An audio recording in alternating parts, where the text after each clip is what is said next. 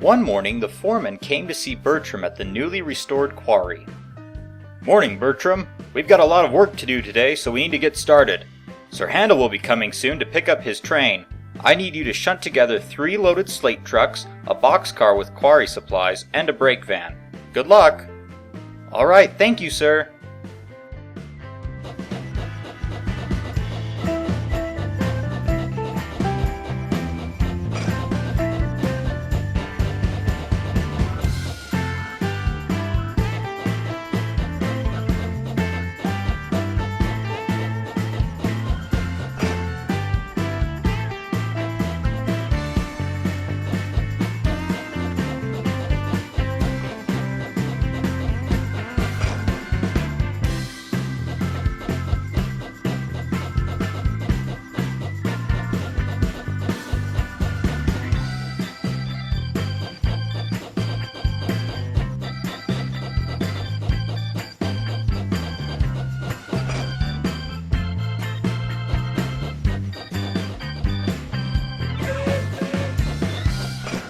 "Thank you, Bertram." "You're welcome. Have a good day, Sir Handel." "I will."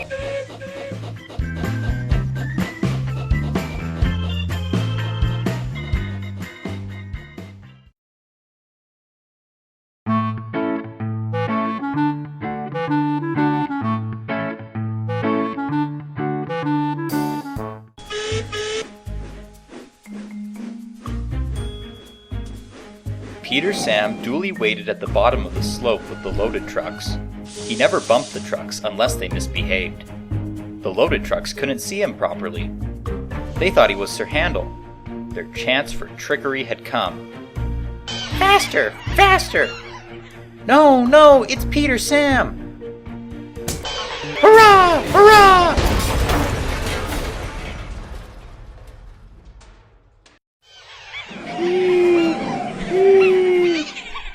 wailed Peter Sam. Rusty was nearby and came to help clear up the mess. "Bust my buffers!" exclaimed Rusty. "Never mind, Peter Sam, we'll soon get you out."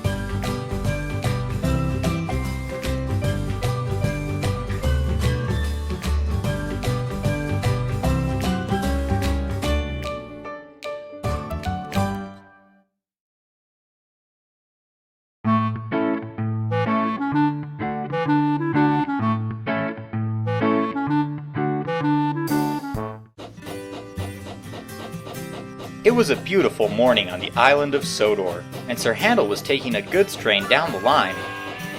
He soon reached a big hill. Sir Handel was worried. His train was heavy and the hill was very steep, but Sir Handel knew what he had to do. He charged the hill with all his might.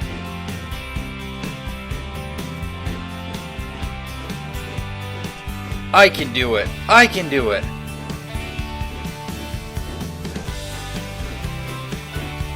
With much effort, Sir Handel finally made it to the top of the hill. Hurrah! Sir Handel coasted down the hill and continued down the line. Good job, Sir Handel!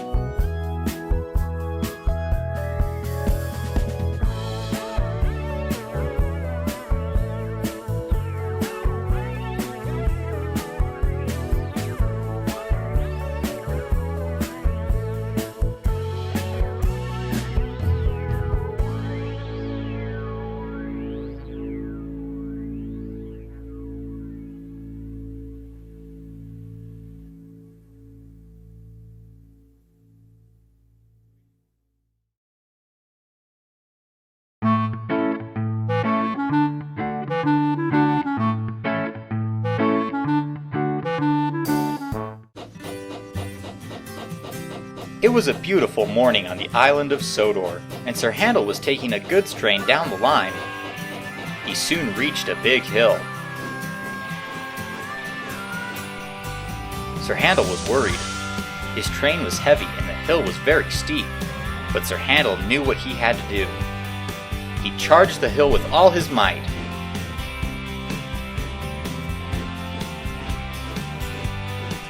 I can do it! I can do it!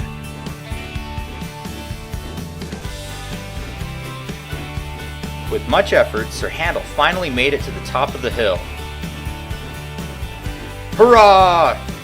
Sir Handel coasted down the hill and continued down the line.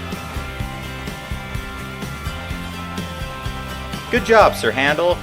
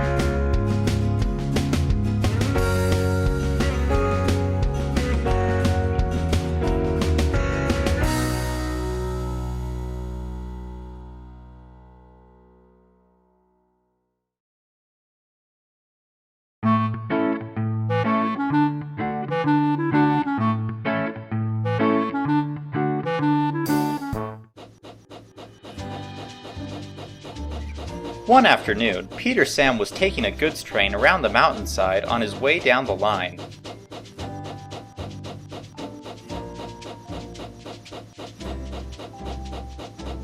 He was having a splendid run.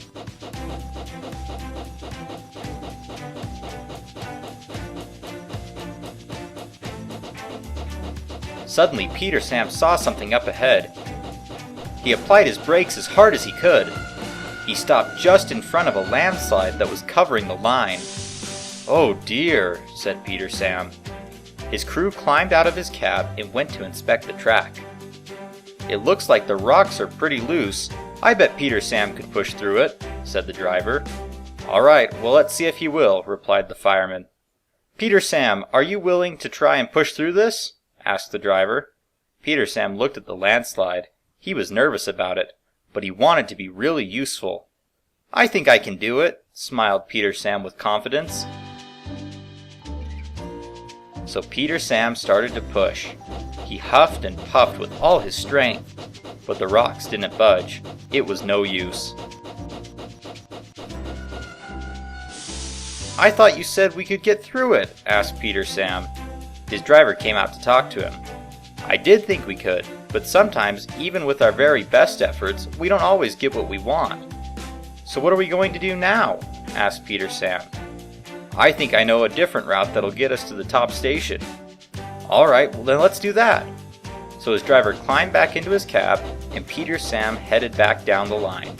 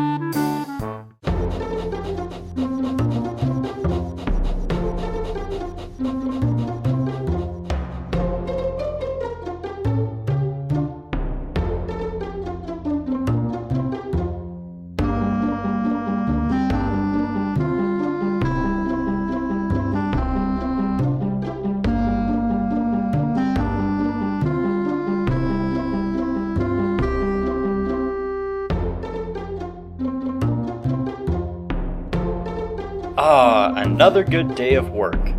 Time to catch the train home.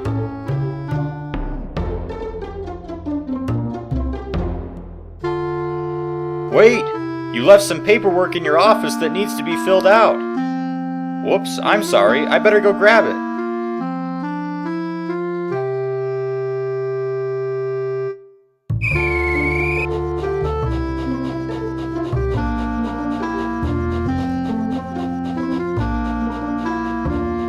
Thanks for reminding me about the paperwork. That would have been a mess if I had forgotten it. It's no problem at all. Have a great night. We'll see you tomorrow. Alright, goodbye. Oh no, my train left without me.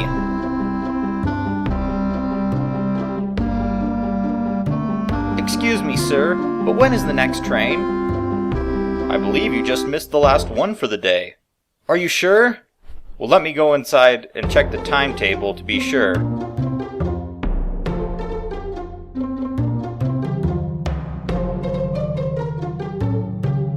Wait, stop! Stop! Oh dear, what am I going to do? That's it!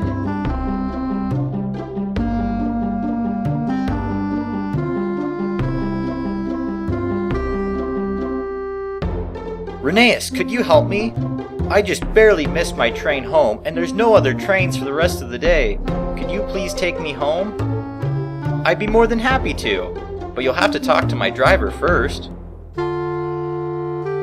Good evening. How can we help you? I just missed my evening train to get home, and there's no other trains for the rest of the day. Could you please take me home? Certainly. We were just about to head down the line anyway. Oh, thank you so much. It's no trouble at all. Come with me. You get to ride in the cab.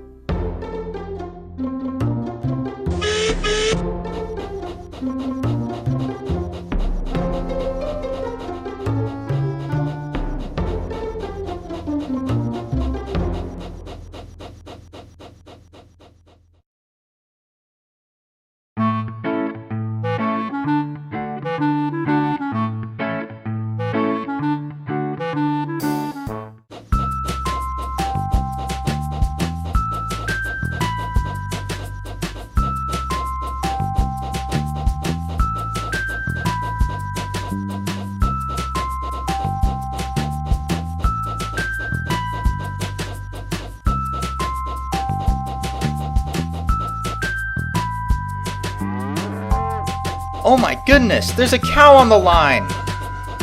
Shoo, cow, shoo! This isn't working. Peep, peep! Huh, that doesn't work either. Don't worry, old boy, we'll see what we can do.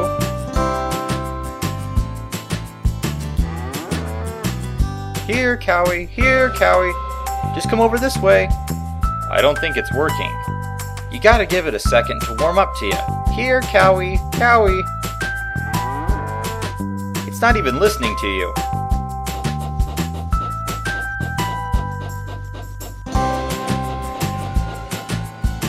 What's going on? This cow here won't move, and I need to get my passenger train to the station. I saw the farmer just up the line. I'll go back and grab him. I'm sure he can help.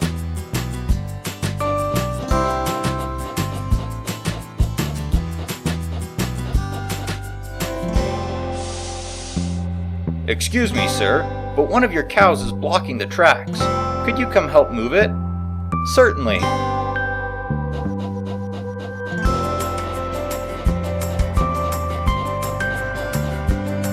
Come on, little guy, let's get going.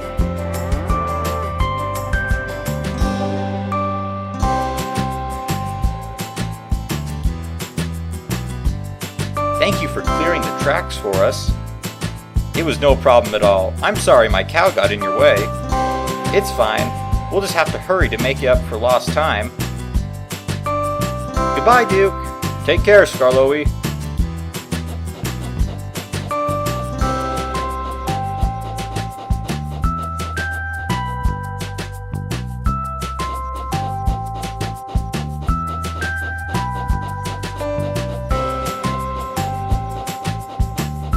Good job today. I think that stalled them for long enough.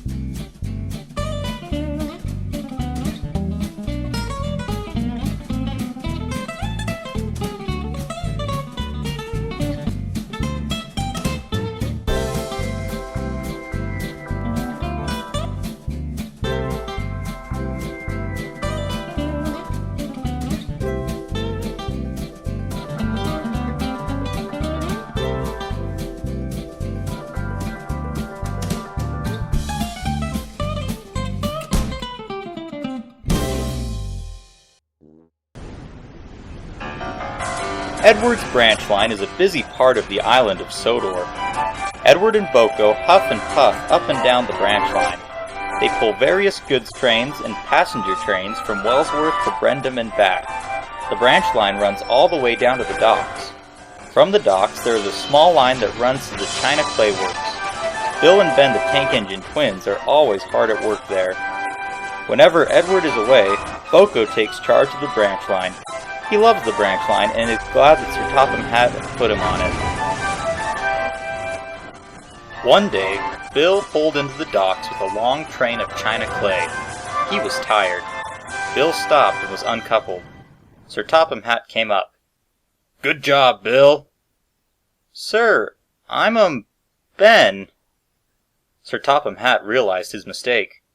"Oh, sorry, Ben. I've been too busy." Then he turned to Boko. "Boko, part of Henry's forest had to be cleared for safety. Now there's a large surplus of lumber at the timber yard. I need an engine to manage the yard during this busy time. Will you come and help me?" Boko was surprised. This sounded like fun to manage a different yard for a few days. "I will have Edward cover most of the branch line duties, and James to cover your main line duties." Boko was excited to go on this new adventure, but he was going to miss the branch line. He thanked the controller and then left for the timber yard. When Boko arrived at the timber yard, everything was a mess. Oh my! Everything was unorganized. The trucks were scattered around the yard, and no work was being done. "I guess this is what you get when no one takes care of this place." Boko decided he would tidy things up before he started work. The trucks giggled and laughed. "Why did Sir Topham Hatt send a green pickle like Boko?" Boko was cross. He biffed two of the trucks together. "Come along." Boko pushed the trucks together and put them in a siding. All the trucks were cross with him, but Boko didn't care. He went and loaded 3 trucks and set them in a siding for Donald to collect. Donald arrived and took the cars away. Then James came in with 5 trucks loaded with wood from Henry's forest. Boko shunted them and had a crane put the loads into piles.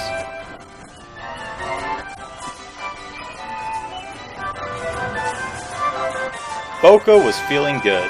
The timber yard was now organized, all the engines got what they needed, and the trucks had been quiet during the latter part of the day. But secretly, the trucks had been planning a trick for Boko. Since they were so quiet, Boko didn't even notice. Later, Percy came to collect some loaded trucks. So Boko went to the sidings and tried to pull some trucks to the loading area. But the trucks wouldn't budge.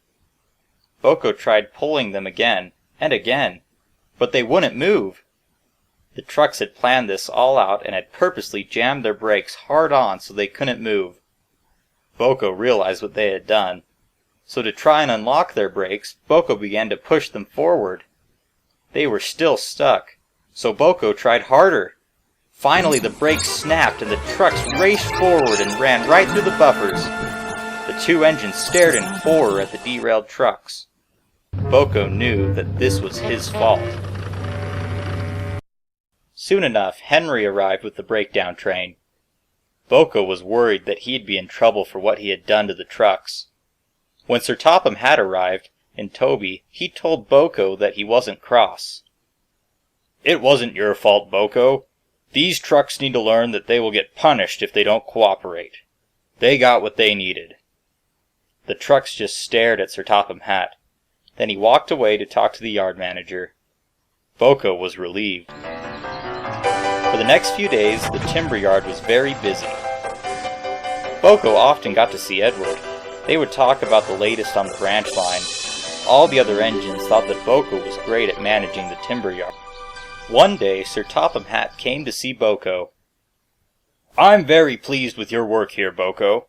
The yard manager and I discussed it, and we agreed that we're going to keep you here to manage the timber yard every day." Boko was upset.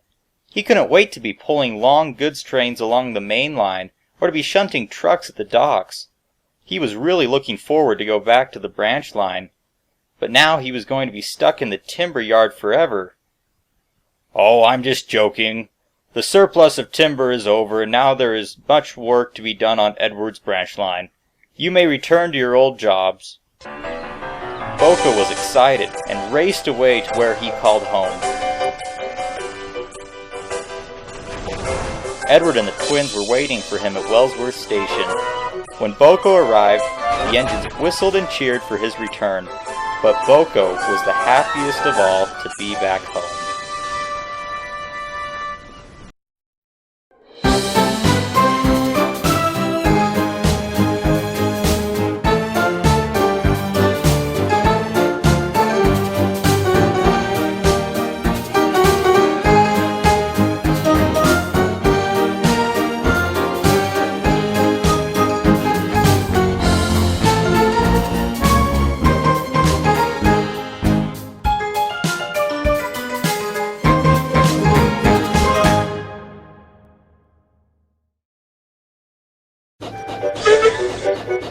Skarloey is an old and wise engine.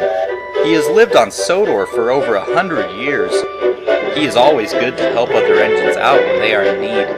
But Skarloey can get tired easily and has to take more breaks than usual. He also breathes heavily when pulling long trains. The other engines tease him about this. Duke and Rheneas are always kind to back him up when the younger engines are making fun of him. One day, Skarloey had finished pulling a train and arrived back at the sheds. "Oh, my wheels and coupling rods!" Peter, Sam, Sir Handel, and Duncan joked quietly. "Shut up! You're just jealous of him." "Jealous of an engine who can't even puff? Let's be realistic, Rusty." Duncan left to go shunt some slate trucks. "Some days he just gets on my nerves." "Well, thank you for standing up for me." There was no time to chat. Rusty's driver arrived. There was an accident down the line that needed to be taken care of. Rusty collected some supplies and headed up the track. Duke was taking a train to Lakeside, but while going up a hill he got held back, so Rheneas came to push. Now he had pushed too hard and derailed himself. Rusty arrived with the supply train. The workmen lifted Rheneas back onto the tracks. Then Duke and Rheneas began to push and pull the train up the hill. Rusty followed behind. Soon the cavalcade reached the Lakeside station. But now there was even more trouble. The water tower was out of order. "Well, what do we do now?" "We can always drink the water out of the lake." Duke's driver chuckled. "You'll end up like Thomas a long time ago with fish in your tanks." All the crew began to consult on what they should do. Rusty's tanks were completely full of fuel, but he couldn't pull all of them. "Try calling for another engine," Rheneas' fireman suggested. The rest of the crew agreed to the idea. So Duke's driver phoned the yard. Skarloey was the only engine there. He was shunting coaches for the other engines. Skarloey soon received the news and was happy to help his friends. So Skarloey chuffed all the way up the line. Skarloey arrived and was coupled to the front of the cavalcade. Then Rusty with his supply train was coupled to the back of Rheneas. Then Skarloey began to pull. Even though Rusty was helping, it still was a lot of work to pull two engines, coaches full of passengers, and a supply train. When they passed by a station, people would wave and cheer for them. This helped brighten their spirits. Even so, the long train puffed down the line. Skarloey and Rusty strained and puffed. They crossed the viaduct almost home when Skarloey had to stop. He was out of breath. Rusty almost derailed the brake van. "Stop! Stop!" the guard shouted. Rusty stopped. The crew went to talk to Skarloey. "What's the matter, champ?" "I just can't keep going." The crew checked the gauges on each engine in the train. "We only have a little more to go. We're going to have Rheneas and Duke help push too." So the little engine started again.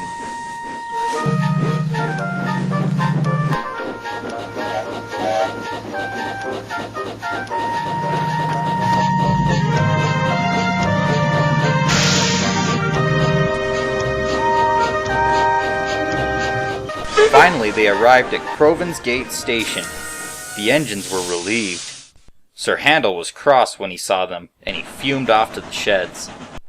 The passengers cheered for the engines who helped get them home, but they soon had to leave. Rusty then shunted away all the coaches and cars. Duke and Rheneas helped Skarloey to the sheds. Sir Topham Hatt came to congratulate the engines.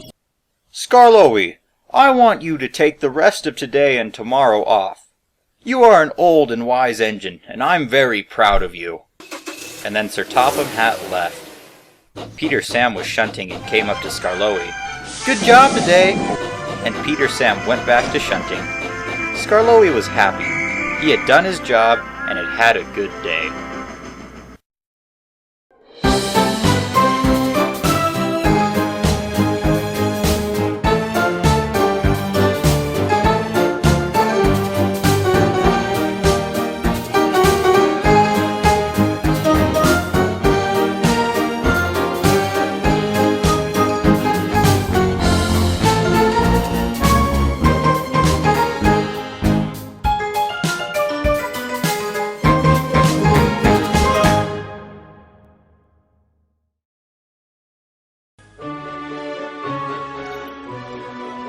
It had been raining hard on the island of Sodor.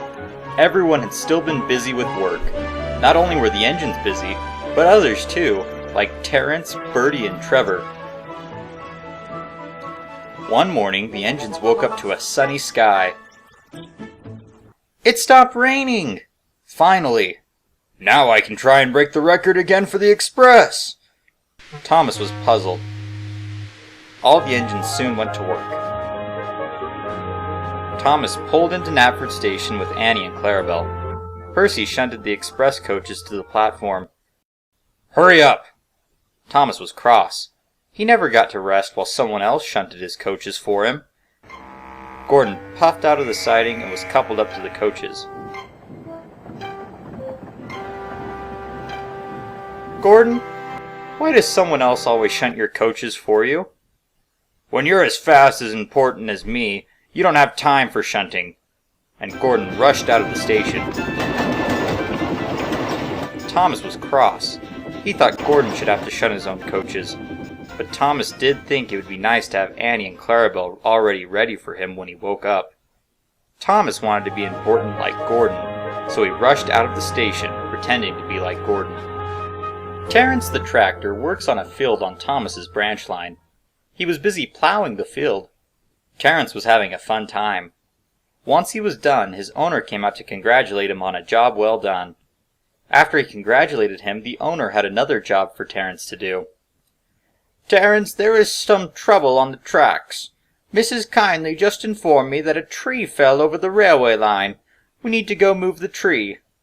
I'm going to get us some supplies, but we need to hurry over there. Thomas is coming soon." "Shouldn't we warn Thomas about the tree first?" "No, he's about a half an hour away, so we have plenty of time."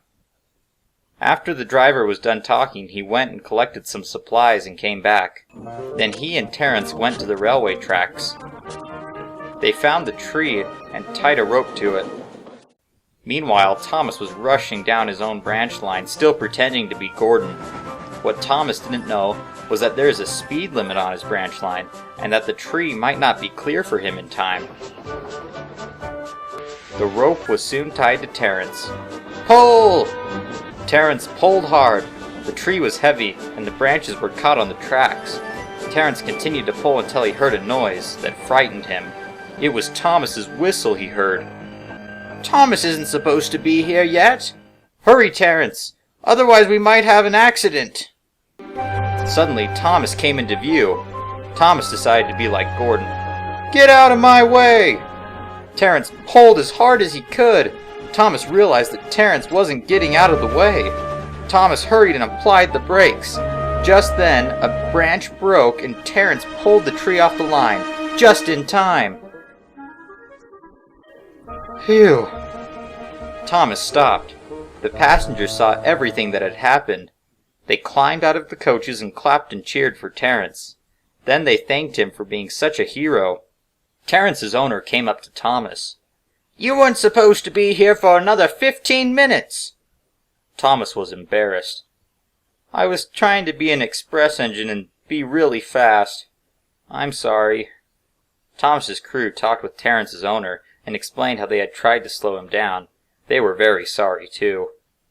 Thomas was glad to see his friend so happy. I'm sorry, Terence, for almost causing an accident. It's all right, Thomas. All in a day's work. The passengers climbed into Annie and Clarabelle, and Thomas puffed away. Terence was proud that he had saved the day.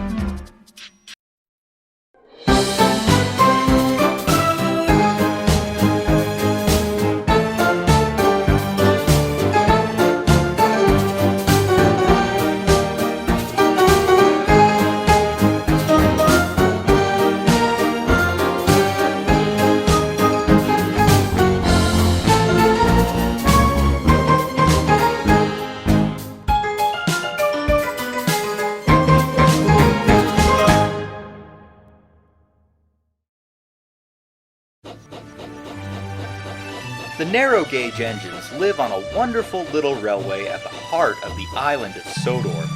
It's always busy with work at the slate mines or vacationers who wish to see the sights of Sodor. One day, Sir Handel was bringing down a train full of slate from the mines. He stopped at a station to fill up on water before he continued back down the tracks. Skarloey was there too with a goods train. Skarloey was busy talking to the station master. Next to the station master was a little kitten. The kitten was playing with a ball of yarn. Sir Handel eyed the station master's kitten suspiciously. The kitten was very quick to pounce on the ball of yarn. He would knock it one way, and then another, then he would roll around with the yarn in his paws and try to bite it. Sir Handel was impressed by this little kitten. The station master could see that Sir Handel was preoccupied by the kitten. He looked at his watch. "Sir Handel, you're running late! You need to be as quick as that cat if you're going to make up for lost time." "Yes, sir." And Sir Handel hurried away. "Quick as a cat. I must. Sir Handel raced along the line and finally made it back to the big station. The station master complimented Sir Handel. "You're early." "I'm just being as quick as a cat." The station master laughed and walked away. Sir Handel was very proud of himself. "I'll be as quick as a cat in all my jobs today." Sir Handel collected some coaches and traveled up the line to pick up some vacationers.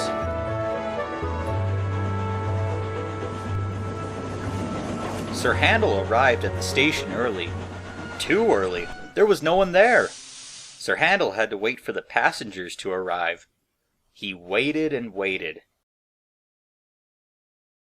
It was boring. He now wondered if being as quick as a cat was really worth it. Finally, passengers began to show up. Duke arrived with his train.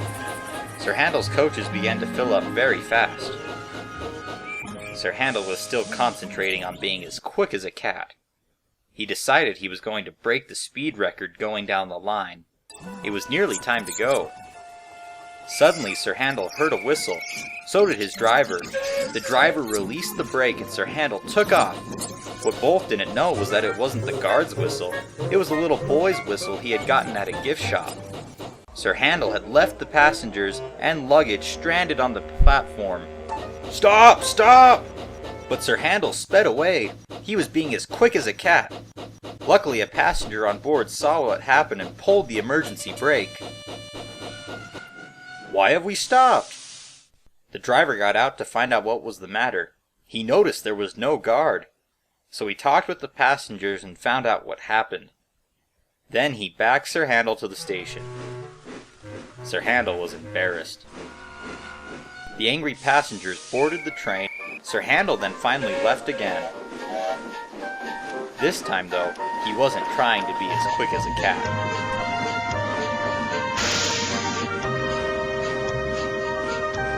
Slowly but surely, he made it home.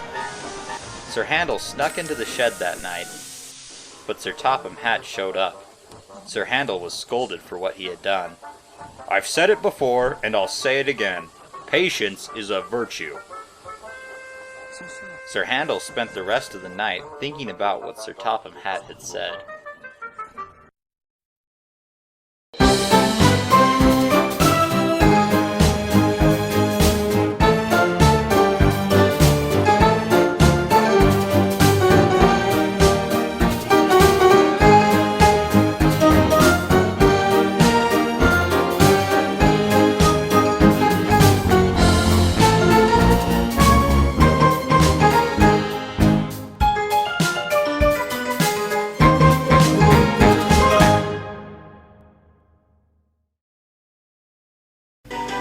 Mavis the diesel engine works at the quarry at the end of Thomas's branch line.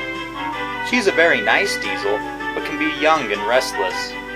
Mavis always tries to keep herself busy with the work at the quarry. One morning, Mavis woke up to find Toby and Sir Topham Hatt there. "Good morning, sir." "Hello, Mavis. The railway board and I have been doing a lot of planning, and we've decided to expand the quarry." Mavis was surprised. "We are going to start blasting on the north end of the quarry beginning tomorrow. It will be unsafe for you to work here, so I am sending you to Duck's branch line to keep busy." Mavis was sad that she'd be leaving the quarry, but excited that she would get to work at some place new. So Mavis left the quarry. She arrived at Knapford, and then Oliver took her up to show her the branch line. For the next 2 weeks, Mavis had fun going up and down the branch line with Duck, Donald, Douglas, and Oliver. She mainly helped with the ballast loads, since she is good with trucks, and on a few occasions she got to take a special train of fish down to the harbor to the Flying Kipper. Mavis had fun, and was happy to go home when the blasting was over. Oliver, Duck, Donald, and Douglas said goodbye to her, and then she left.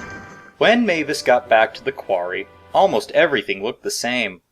She went up the line and found that some old sidings that used to end at a stone wall were now the tracks that led to the new north part of the quarry.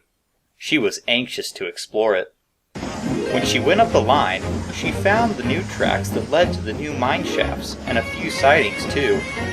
She was now excited for more work, and maybe now Toby would come up more often. Mavis was right. Toby now came up every day with Henrietta to drop off workmen, and almost every other day he would stay up and help with the work. With all this work, Mavis noticed that the trucks seemed to be more troublesome than before. "We don't feel like moving. We get weeks of vacation and now we're being worked harder than ever," they grumbled amongst each other. Mavis tried to push them over the points towards the hopper, and the trucks began to derail. Mavis stopped. "Darn!" Mavis was upset that trucks had tried to derail her. Toby brought the breakdown train, and they got the cars back on the rails. Soon all the trucks had gotten the message to pay Mavis out. That night, the trucks made a plan. Mavis was to shunt some trucks partially down the new mine shaft so they could be loaded.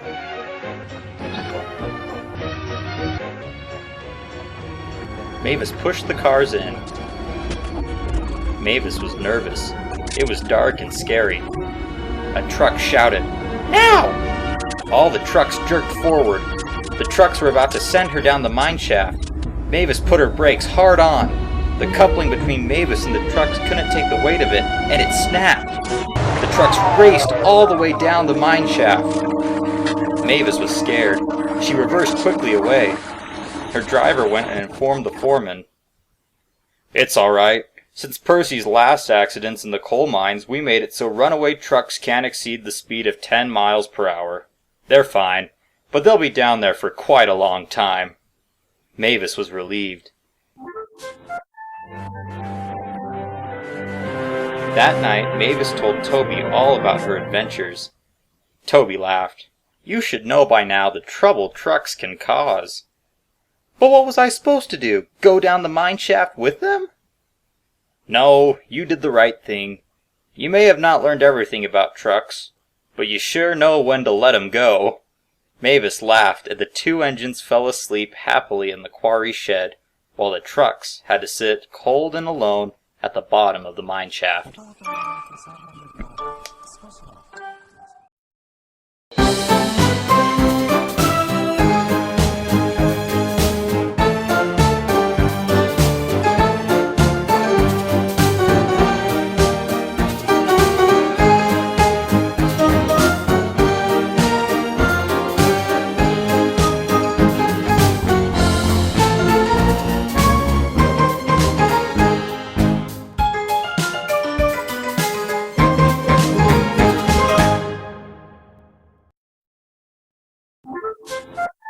One morning, the narrow-gauge engines were getting ready for the day's work.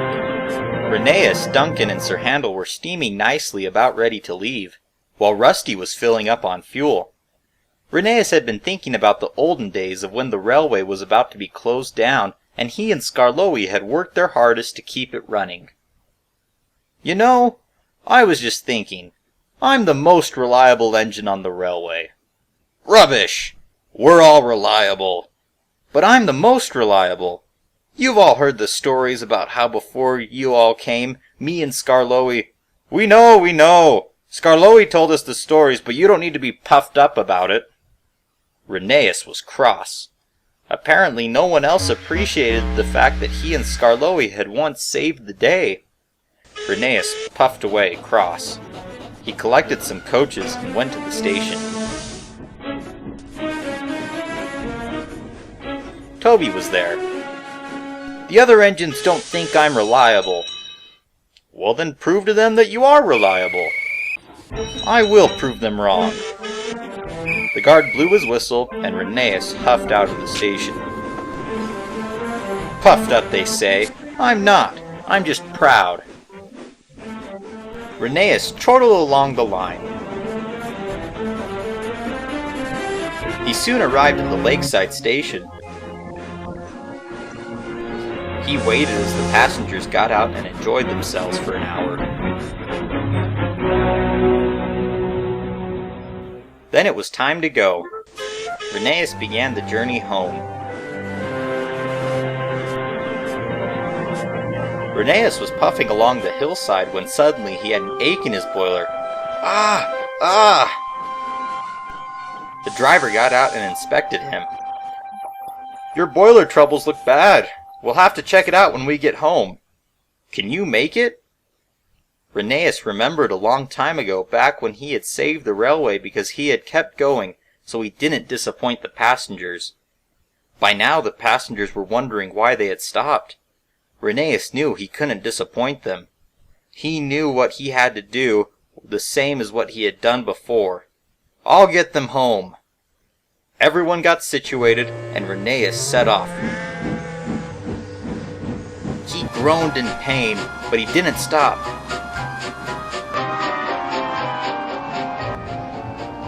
"I can still do it. I can and I will. I can and I will." Rheneas huffed with all his might.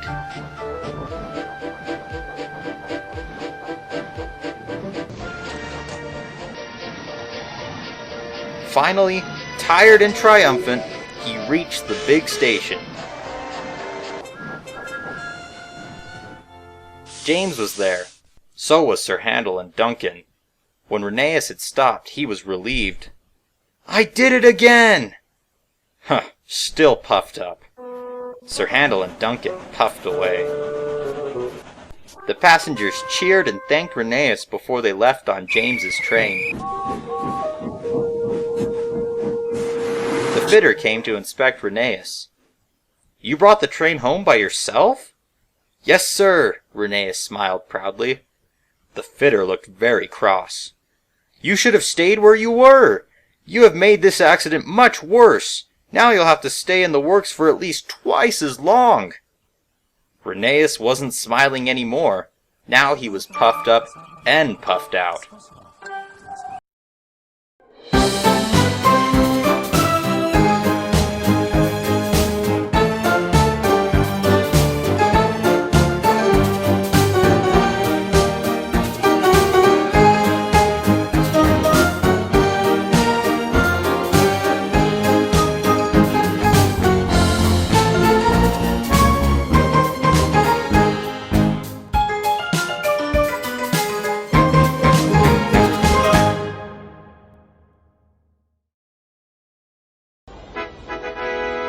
Finally, the great day came.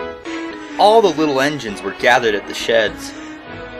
Toby and some of the other big engines were there too. Photographers in a crowd came to get a picture of the great event. Sir Topham Hatt and the manager stood waiting along with many other important people. Everyone was excited. They had been waiting for this day for a long time. Suddenly a signal turned red and everyone became anxious. There was a toot-toot of a whistle and everyone looked to see. "Here he comes!" Douglas with some flatbeds and a crane pulled in. On top of the flatbeds was a dark brown narrow-gauge tender engine. Everyone cheered when they saw him. It was Bertram, the old warrior. Once Douglas arrived, Sir Topham Hatt stood to speak to everyone. "Welcome, welcome. You've all come to welcome the return of a great engine who was found by myself, my wife, my grandchildren, and with Toby and Henrietta. This engine has now been repaired so he can return to work at the newly restored quarry that he was found at." Everyone cheered. "Now together let us celebrate the return of this great engine."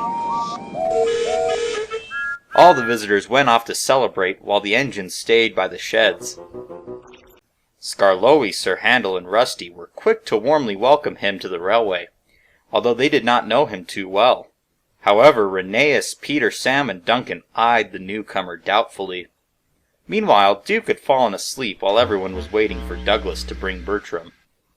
Duncan didn't like that Bertram was getting a party for his return. How come Duncan never got a party? Duncan decided he was going to put the new engine in his place. "So you're Bertram?" "Yes, I am." "Well, Bertram, do you know if the quarry's haunted?" Bertram was surprised at such an odd question. No. Why do you ask?" "Well, I think a ghost has been haunting it." The engines all went silent. Their attention was on Duncan. "During the night shift sometimes, I'll be shunting trucks or sitting in the shed at the quarry when I see this man. The man always comes towards me like he's going to climb into me and drive me away. But my driver shows up and shines his lantern out and the man vanishes." The little engines were in awe, even Bertram. "I've heard before of a phantom haunting the old quarry, but I never saw anything before. It's been said that a man was working when one of the quarry buildings started on fire. The man went inside to rescue his fellow co-workers, but he was burned and didn't make it out trying to save them. Because of his heroic efforts, he saved many lives. They call him the Old Warrior, and they named me in honor of him. That's why I have the nickname the Old Warrior." Duncan had made the whole haunting thing up, and everyone believed it, even Bertram. Duncan was surprised that no one had questioned it at all. Finally, Bertram was lifted off the flatbed and onto the rails. He went back home to the restored quarry.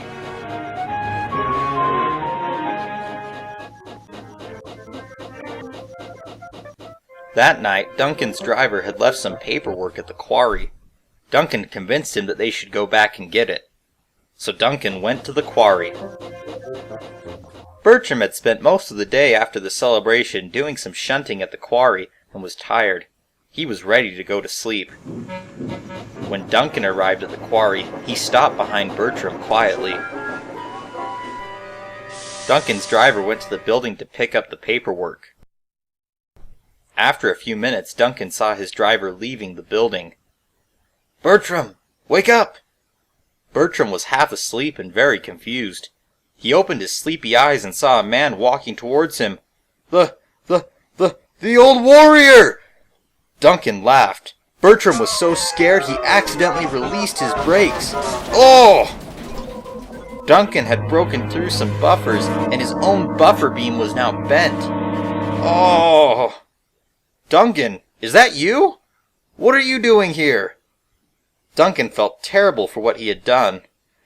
"I was trying to trick you with my ghost story and make you look silly. But now look how silly I look. I'm sorry, Bertram." "It's all right. You made me laugh." Duncan's driver ran up to inspect the damage. In the morning, they put Duncan back on the rails. Then they sent Duncan to the works to get his buffers mended. Bertram and Duncan are now good friends. They both are hard-working engines, and both enjoy having some fun with one another.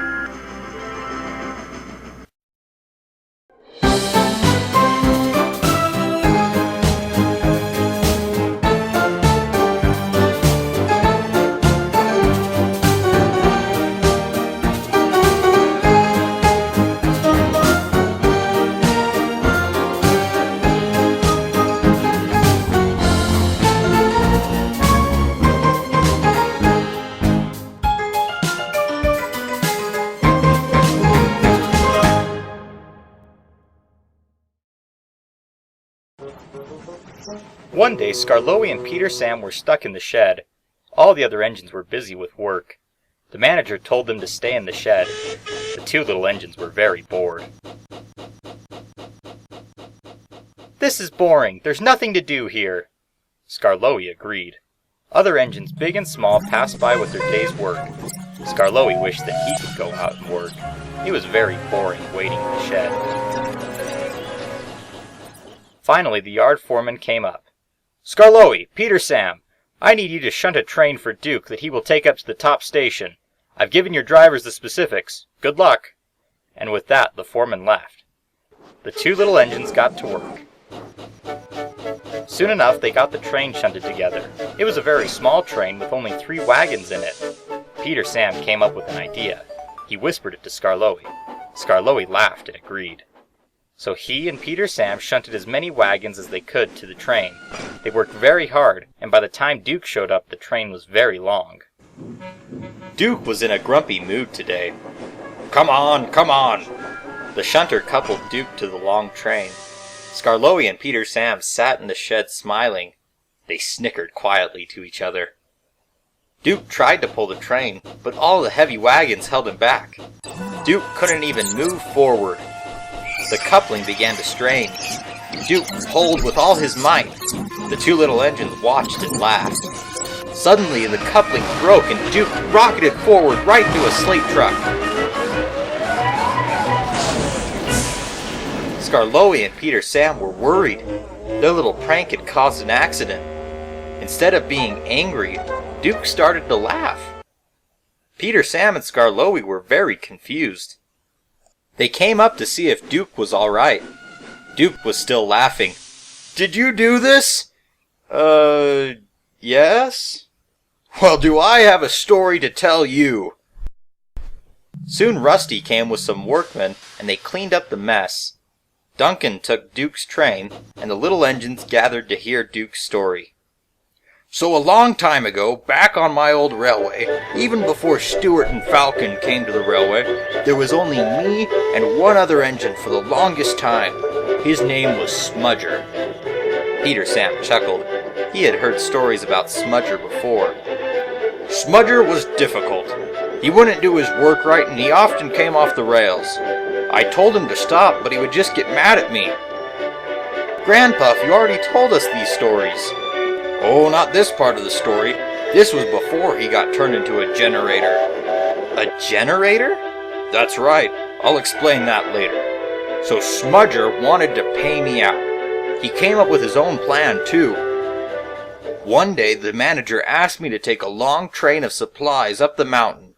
Smudger shunted the train together. Smudger hated shunting, especially if it was for me. So he got the train together, and for his plan he coupled it up to a long line of freight cars. I didn't know this, and when I was coupled up, I could see Smudger snickering in the siding. I didn't think much of it. So I began to pull the train, but I couldn't pull the heavy freight cars. Then, just like earlier today, the coupling broke. I shot forward, I went into Smudger's siding and ran into him. He wasn't laughing then." "How awful. Sounds to me like he deserved it. So what happened to Smudger? Why did he get turned into a generator?" "I'll save that story for another day. But thank you for reminding me today about the fun memory. Just don't be too careless like Smudger, otherwise you might end up being a generator." And with that, Duke puffed away.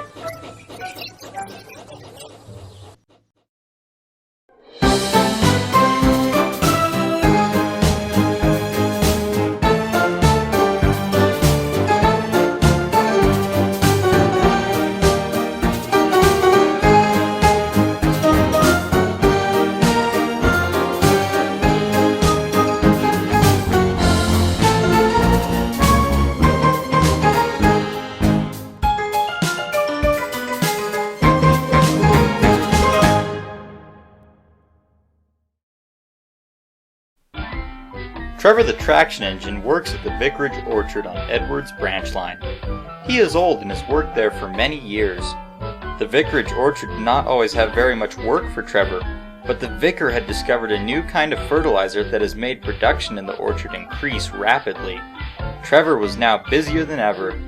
Trevor loves all the work, but it can get tiring after a long time. Even so, Trevor still went about his work. Early one morning, the vicar came to see him. "Morning, Trevor." "Hello." Trevor noticed a new lorry sitting next to the vicar. "This is our new lorry." "Oh, hello." "This lorry is going to help us take goods to Wellsworth and back." "But, sir, that's one of my favorite jobs." "I know, but you have been very busy, and now you will be able to do more work here." Trevor was sad. He liked taking goods to the market. That was where he would see Edward and Boko. The vicar climbed into the lorry and drove away. Trevor was sad, but he continued doing his work. Later, Trevor saw the lorry being filled with apples to go to market. Trevor watched the lorry. "What do you want?" I don't have time for museum antiques like you." Trevor was shocked. "You're in my way," and the lorry drove off. Trevor was offended by what the lorry had said. Later that day, Trevor was sitting in the field looking sad. He heard a whistle and Edward pulled up. "Hello, Trevor. Why do you look so glum?" Trevor sighed. "The vicar brought a lorry to help me with all the work, but the lorry is very rude to me." Edward felt bad for his friend, but there was nothing he could do to help. A workman took a cow out of Edward's cattle car, and Edward now had to leave. "Goodbye, Trevor. I wish I could help. Hope you solve your lorry problem soon." Trevor was still glum. He looked over and saw a cart of apples. "I wonder, if I take the apples to Wellsworth, then the vicar will realize he doesn't need the lorry to help out. Oh, yes. Then he will send the lorry away and I don't have to deal with him." Trevor talked to his driver and was coupled to the cart. He headed off to Wellsworth.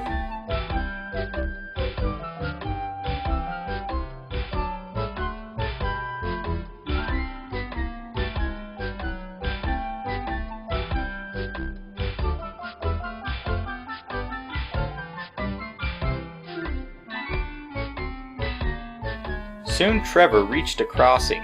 He began to move across, but the cart's wheels got stuck. "Oh dear." Suddenly Trevor heard a "Poop, poop." "Oh no! It's Gorodn!" Gorodn was on his way to Vickerstown with the express. He was going very fast. "Come on!" Trevor saw Gorodn in the distance. Trevor pulled with all his strength. Finally, the wheel snapped off the cart and Trevor yanked it forward off the crossing. Oh, what luck! After resting a few minutes, he tried to move forward, but he couldn't. One of his valves had snapped and he was stuck. His driver telephoned for help. Butch was busy, so Percy brought the breakdown train in a truck to the crossing. Trevor was loaded on the flatbed, and the apples were loaded into his truck. Then Percy took Trevor to the works and delivered the apples to Wellsworth Station.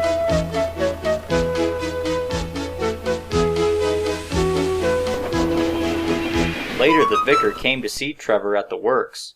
He didn't look very happy. "Trevor, you were supposed to stay at the orchard and not deliver the apples. That was the new lorry's job." "Oh, I'm sorry, sir. That horrid lorry was rude to me, and I didn't like him doing my work. I just thought that if I could prove to you that I didn't need his help, you would send him away." The vicar laughed. "The lorry isn't here to stay permanently. I only rented him for the season." Trevor was relieved. "Oh, thank goodness." The little traction engine smiled.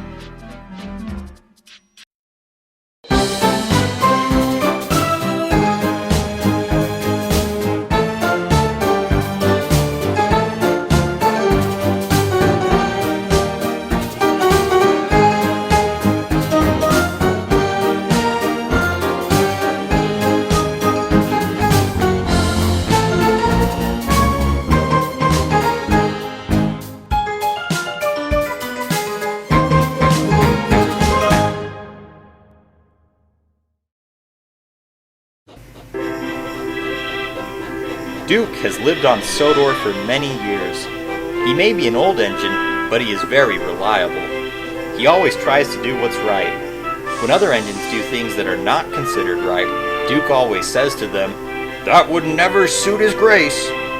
Duke loves keeping the little engines like Peter Sam and Sir Handel in order. One morning, Peter Sam was resting at a station. Duke was taking a long train and came slowly by, trying to make it to the water tower. "Poor old Grandpuff, you're still worn out." "Nothing of the sort. It's too early in the day for me." Duke filled up on water and left. Peter Sam is fond of Duke, but he loves to tease him like he used to. Peter Sam headed down the line. Later, Peter Sam shunted the coaches away. Duke was resting in the shed. Peter Sam puffed up by Duke. "Taking another rest? If you take any more breaks, we might as well put you in a museum." "Be off! I've had enough of your jokes for one day." Peter Sam scampered off to go work at the slate mines. Skarloey pulled up beside Duke. "It's alright, he's just teasing." "I know Peter Sam has gotten older, but he's still as cheeky as a youngster." Skarloey chuckled and puffed away. That night, Sir Topham Hatt came to see all the engines. "I have some very important news. A special visitor will be coming tomorrow. She has requested a very special train." All the engines were excited. They wondered about who would get to pull the important train. "The important visitor has heard fascinating stories about Duke the Lost Engine, so she would like to have Duke pull her train." The other engines were disappointed, except for Skarloey. "Congratulations, Duke!" But Duke didn't hear him. Duke had fallen asleep. "I'll just have his driver inform him in the morning." And then he left. There he goes with his naps again. The next morning, Duke woke up. His driver informed him about his special job. All the other engines were busy with work. Rusty rolled up with Nancy, the conductor's daughter. She hopped out of Rusty. "Morning, Duke. Ready to get polished for your special train?" "Yes, I am. Thank you." Nancy got out a bucket of soapy water and a sponge and started scrubbing. "Back in my day, we didn't have special trains. We just did our work, none of this fancy, silly stuff with specials." "Oh, but it makes things much more fun." "It's a waste of time, if you ask me." As Nancy continued scrubbing, Duke looked at a red coach ahead. "Is that the coach I'm taking?" "Yes, it is. It's a special coach for your special job." Duke rolled his eyes. "What a stupid word. Special. Workmen were washing the coach down, making sure it was ready for the train. Duke simmered happily in the sun as Nancy continued scrubbing him down. Soon Rusty pulled up. "Nancy, your father needs you back at the station right away." So Nancy hurried into Rusty's cab, and Rusty drove away. What Nancy didn't realize was that she had left the bucket of soapy water on the tracks. Duke's driver arrived and climbed in his cab. The fireman stoked the fire and Duke was ready to go. His driver released the brake, and Duke started moving forward. "Stop! Stop! Stop!" Duke hit the bucket. It splashed dirty water all over him. His crew got out and inspected him for any damages.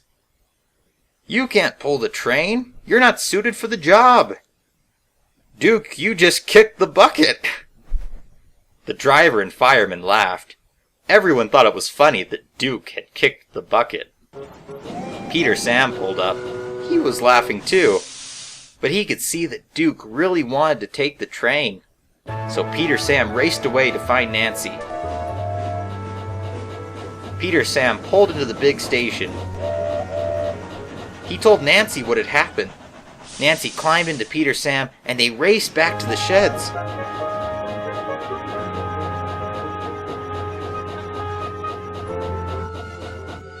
Nancy cleaned Duke all over again as quick as she could. This time, though, she remembered not to leave the bucket on the tracks. Once Duke was clean, he collected the coach and he went to take his special train. Later that day, when Duke got back, Nancy came to see him. "I heard you kicked the bucket today." Duke rolled his eyes. Peter Sam laughed. "He couldn't have. Grandpuff goes on forever." Even Duke had to smile at that.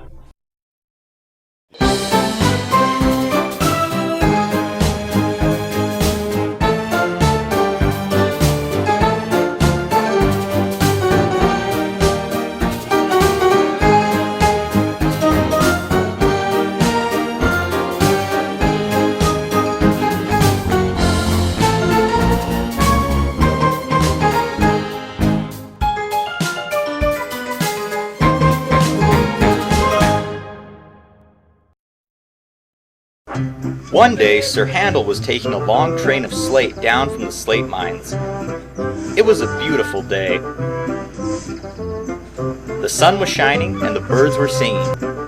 Sir Handel couldn't have felt better. He was just in a good mood. Ahead was a hill. Sir Handel had to go over the hill on his way back to the yard. He huffed up it as hard as he could, but he didn't have the strength, so he had to stop halfway up. "Oh darn, this ruined my lovely morning." His driver telephoned for help. Rusty had to leave his train at the lakeside to go help Sir Handel. When he arrived, he was coupled up to the brake van and began to push.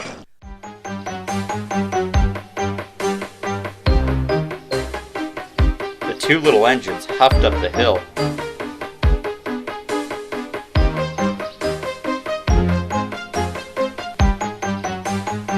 But the brake van began to derail. Rusty was worried and began to slow down. The whole way up the hill, he was careful not to derail the brake van. Once Sir Handel was on his way, Rusty went back to the lakeside to get his train.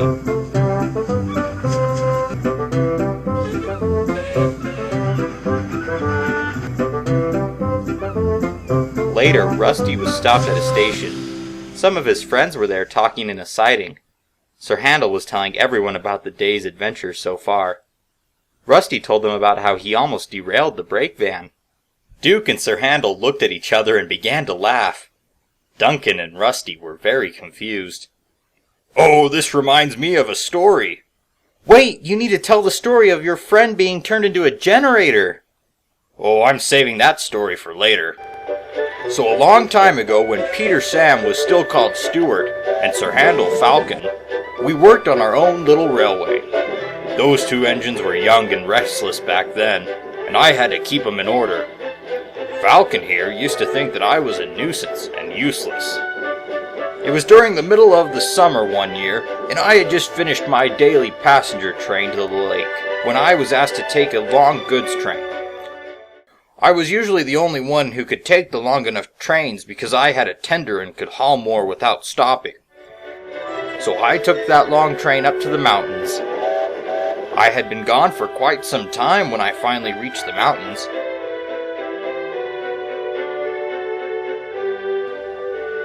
It was hard to pull heavy trains after a while, so I had to give up."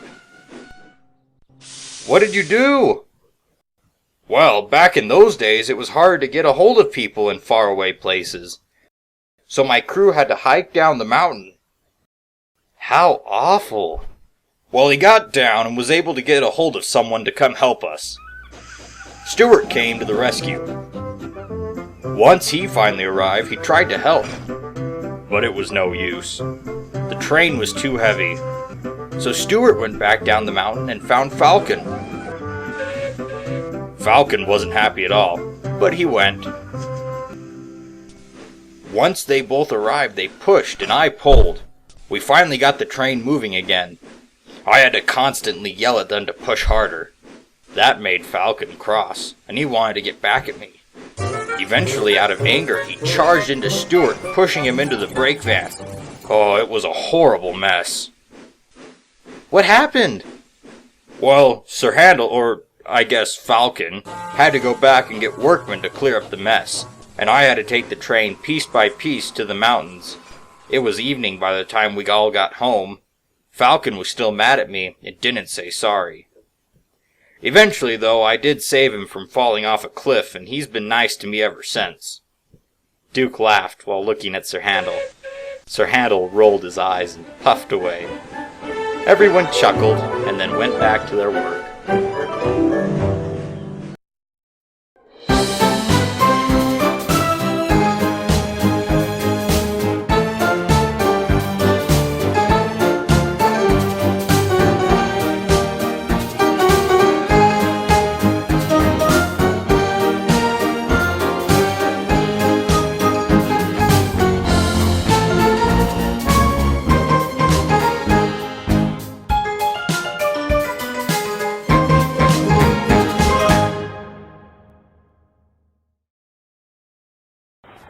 Every night on the island of Sodor, the engines come home to Tidmouth's sheds. They are cleaned for the night, they rest their wheels, and sleep until the next morning for another hard day's work. The engines like Tidmouth's sheds, but they sometimes forget how important the sheds are. One evening, Percy was very excited to get home. He didn't have the mail train tonight, and he had gotten his work done early so he could be the first one back to the sheds. As he rushed in, he saw Gorodn coming into the sheds as well. Percy wanted to be first. "Slow down, champ!" But Percy didn't. The turntable wasn't turned to Percy's line, and Percy crashed into the turntable. The turntable was a mess. Luckily, Percy's crew had jumped clear. Percy felt embarrassed. Later that night, all the engines crowded around the sheds. "Gosh sakes, Percy, what happened here?" "What a careless engine, running yourself into the turntable." Percy was ashamed. Sir Topham Hatt drove up. He inspected the damages. "Percy, look at this carelessness. Now you will have to go to the works and the turntable will need to be repaired. All the engines will have nowhere to sleep for the night." Sir Topham Hatt fumed away to try and make arrangements for the engines. Percy felt worse than ever. Duck pushed the breakdown train up and lifted Percy on a flatbed, and Henry took Percy to the works. The other engines were cross because now they had no place to sleep. "What are we going to do now?" "It looks like we'll have to find somewhere else to sleep." So that night, all the engines went around the island searching for a place to sleep.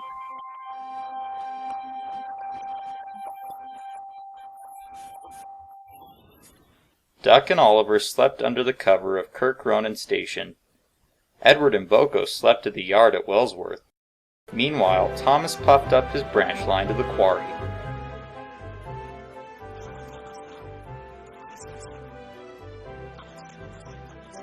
He found Toby and Mavis there. "Can I sleep here tonight?"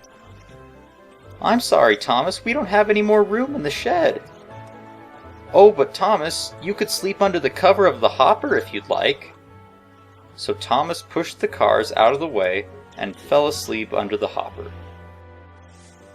James and the Scottish twins took all the coaches out of the coach shed, then they slept in the shed, leaving the coaches out in the open.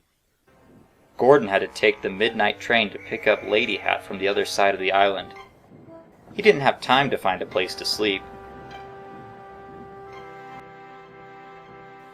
And Percy and Henry spent the night at the workshed. During that night, a large storm blew over Sodor. It rained very hard. There was a lot of thunder and lightning. All the engines couldn't sleep because of the noise. They all wished they could be back in Tidmouth's sheds. At the quarry, a workman was leaving when he saw a flash of lightning. He was so scared he jumped back and hit the switch to the hopper. The hopper dumped stones all over Thomas. Botheration! All the engines had a horrible night. The next morning, the engines were very tired. No one had gotten any sleep, and they were all very dirty from the rainstorm. Thomas left the quarry and went to the washdown. When he arrived, there was a long line for the washdown. James, Donald, and Douglas had to clean the dirty coaches that they had left out during the night.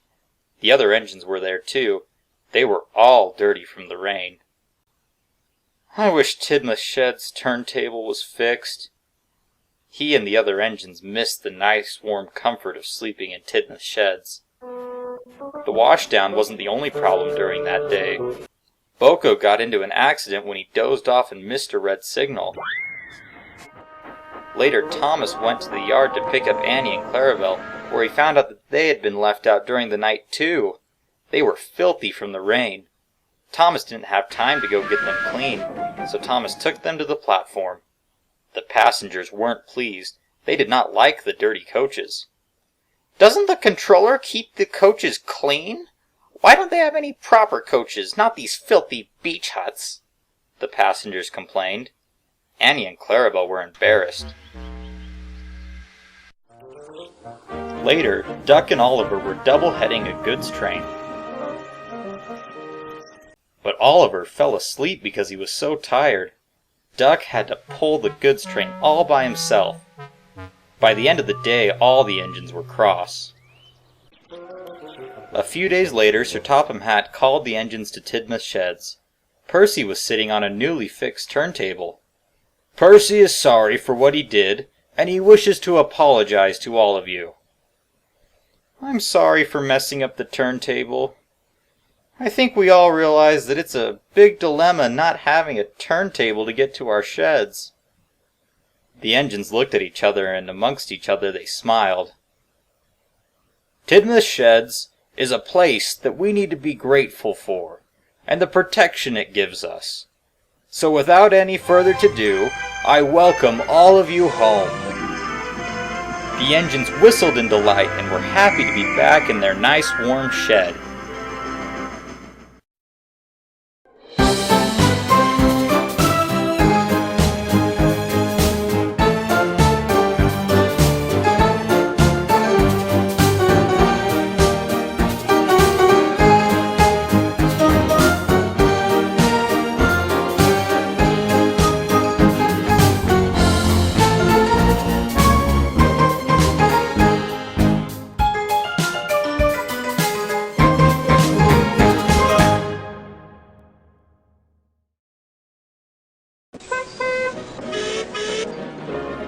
Rusty is the only narrow-gauge diesel engine.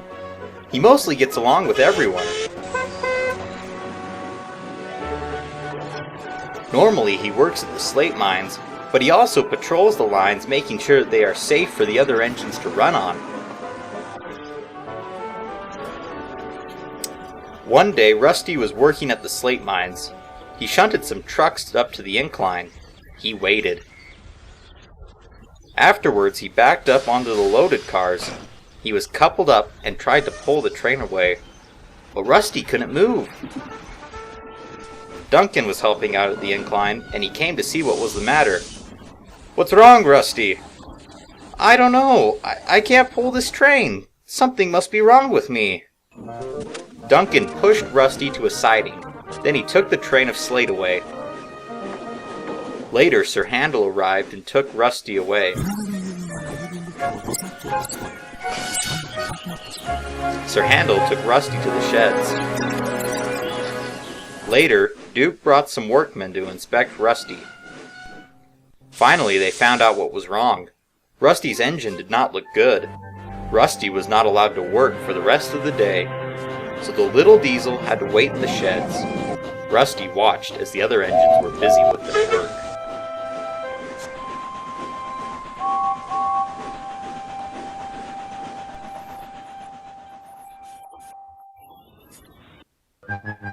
That evening, Sir Topham Hatt came to see Rusty. "Rusty, I'm sorry I have some bad news. Parts of your engines have gone bad. I would normally send you to the works, but they don't have the proper parts for you. They also don't have the space for you to stay there and wait, so you will have to wait here until the parts arrive from the mainland. I'm very sorry, Rusty." Rusty was sad. He had to stay in the shed for the next several days.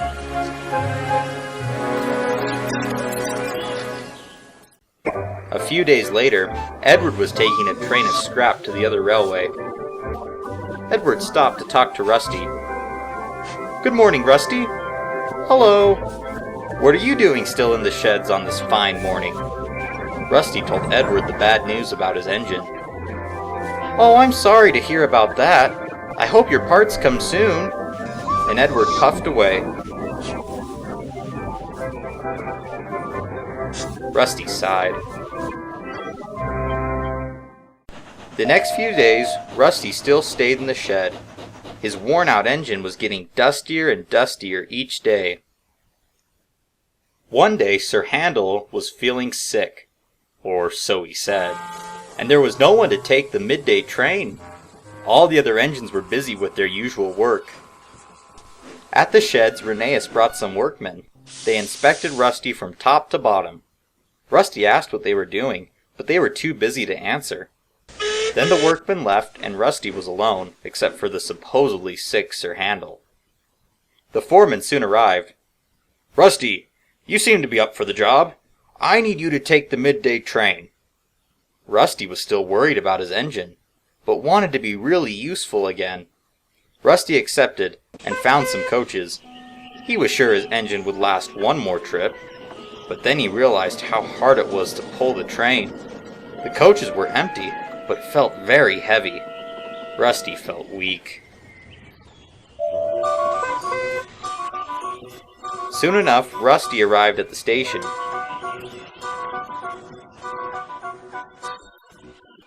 Gorodn pulled in with the express. The passengers began boarding Rusty's coaches.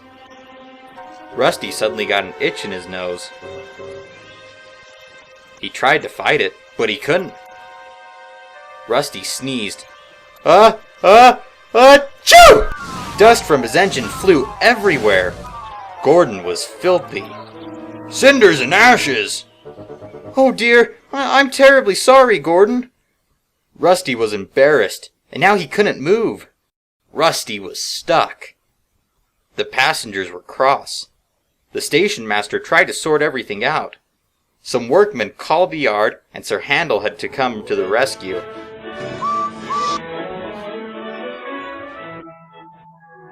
Rusty was shunted to another line, and Sir Handel took the train.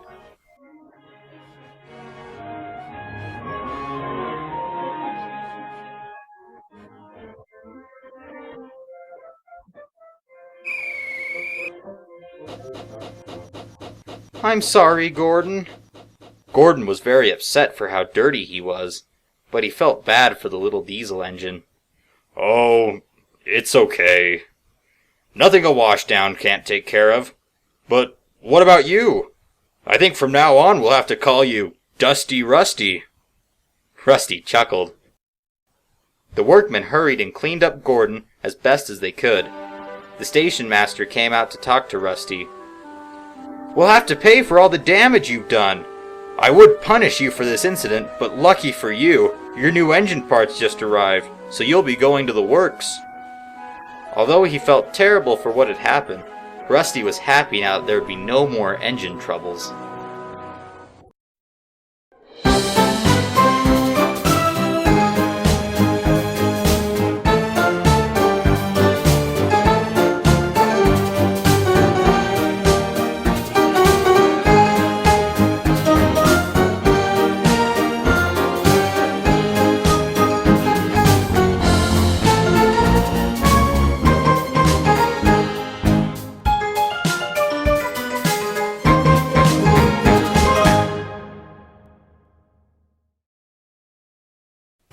Rusty's recent accident had caused a great deal of trouble for the railway. The workmen, the engine crew, and even Sir Topham Hatt were all uptight about things. The engines were cross too.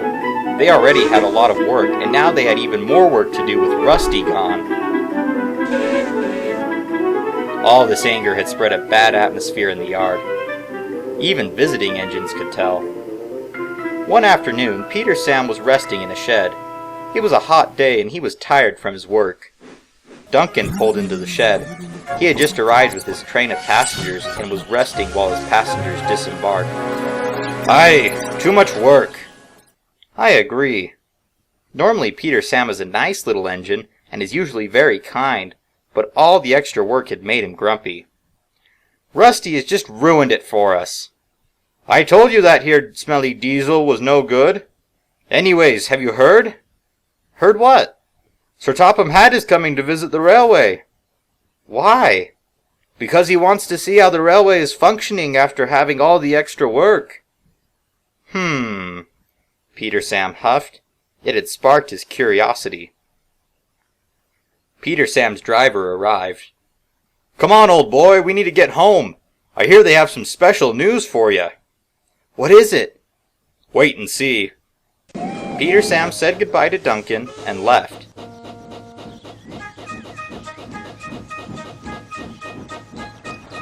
The whole way home he was curious and hurried down the line as fast as he could.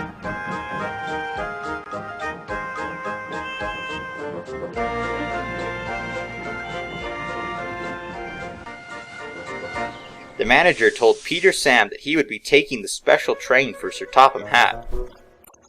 Be at the station tomorrow at 9 o'clock sharp. Peter Sam was now excited. For the rest of the day, Peter Sam became very impatient as he did his work. He kept asking his driver what time it was. That evening, Peter Sam took some fruit and vegetables to a local market in a village. By the time he delivered the goods, it was getting late. So Peter Sam took the branch line down to the quarry and stayed the night with Bertram.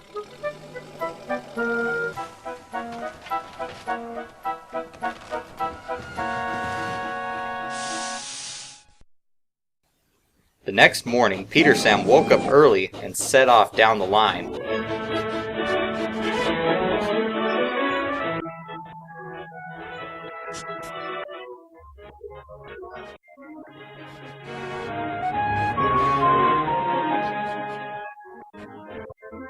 At a station, he picked up his coaches. He raced down the tracks as fast as he could. He was very excited.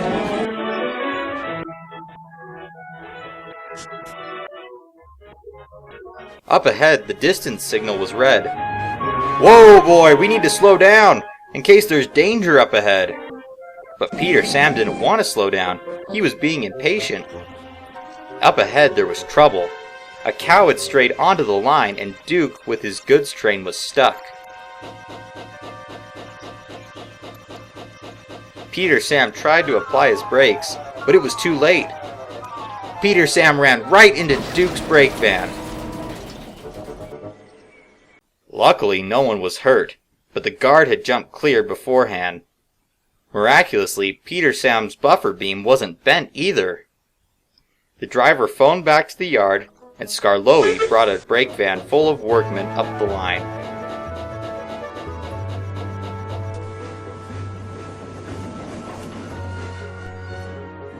The workmen worked fast and got Peter Sam back on the rails.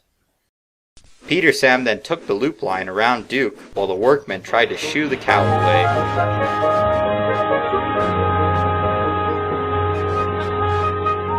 When Peter Sam arrived at the station, he was very late. Sir Topham Hatt was on the platform and was very cross.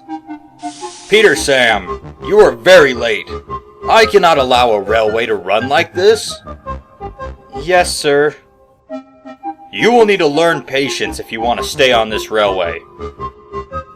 Sir Topham Hatt climbed in a coach, and Peter Sam puffed away. For the rest of the day, Peter Sam showed Sir Topham Hatt the railway. From the day's events, Peter Sam decided that it was probably wise for him to try and be early to where he needed to be, not rushing everywhere just to be on time.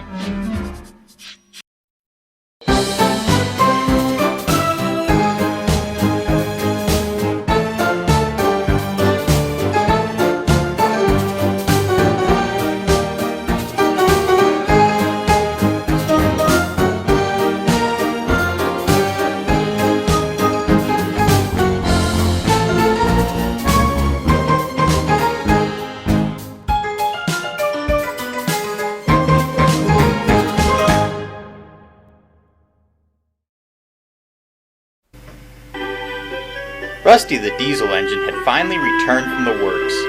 He had parts replaced on his engine, and he had no more problems. While he was away, however, the engines had had lots of work. All the engines were cross with him while he was away. When he got back, they realized it wasn't his fault and forgave him. All the engines, except Duncan and Sir Handel, they were still very rude to Rusty. One day, Rusty was working up at the slate mines with Sir Handel, Duncan, and Duke. They were all working hard and getting the job done. Rusty was being coupled up to some loaded trucks as Sir Handel was pushing some empty ones to the incline. "If it wasn't for you, we wouldn't have so much work to do here." "That's right. This railway has one diesel, and that's one too many." Rusty was sad. Duke came up. "Shut up! You both have had more accidents in the last year than Rusty has ever had. You two need to learn to bite your tongues instead of speaking without thinking. Little engines like you are to be seen and not heard." And Duke puffed away. Sir Handel and Duncan behaved better after that. That evening, Rusty went to go to sleep in the siding behind the sheds. He felt bad about the things Duncan and Sir Handel had said. He didn't think he could sleep in the shed with the other engines. Boko, the diesel engine, was returning from the other railway to go back home. He stopped beside Rusty. "Why do you look so down?" Rusty liked Boko from the times they had met before, and Boko would understand his problems, because Boko was a diesel too. Rusty told Boko about what Sir Handel and Duncan had said. I understand. A lot of engines at first didn't like me, especially James. But after a while, they soon accepted me. Besides, on the other railway there aren't any steam engines." Rusty was surprised. "There aren't any?" "Only on special railways like the Bluebell Railway. But other than that, we diesels run everything on the mainland." "Why is that?" "We're versatile, and cheaper to run. We're more efficient, and we can pull a lot more than steam engines." Wow! Rusty had no idea that diesels were used more than steam engines everywhere else. Rusty always thought that steam engines were used more than diesels because of the way it was on his railway. "But don't let this get to your head." "Why not?" "Because a lot of diesels on the mainland can be very rude to steam engines. You don't want to become like them. You won't have any friends." Just then the signal turned green. "Looks like I need to go. I hope that made you feel better, Rusty." "Oh, it did. Thank you." And Boko left to go back to Wellsworth. Rusty slept well that night. The next day, Duke told the other engines what Sir Handel and Duncan had said to Rusty yesterday. "Those mean engines! It wasn't Rusty's fault. They shouldn't be so rude to him. Oh, I can't believe them." "I agree with you all, but we can't just talk about this and do nothing. Something must be done. I think we can all agree on that." Later, Peter, Sam, and Skarloey were helping Bertram up at the quarry. It was dirty work. Duncan puffed in to pick up some trucks. Skarloey came up beside him. "How can you be so inconsiderate to Rusty?" Duncan knew what Skarloey was talking about, and he didn't want to be scolded a second time, so Duncan hurried away. Fiddlesticks! Later, Peter Sam met up with Duke. He told Duke what happened between Skarloey and Duncan. "I guess they won't cooperate, so we'll talk to someone who will make them."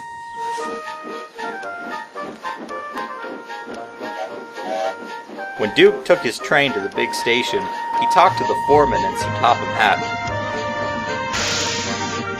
"Thank you, Duke. I'm glad you brought this to my attention. I will have a word with them." And indeed, Sir Topham Hatt did, and quite a few.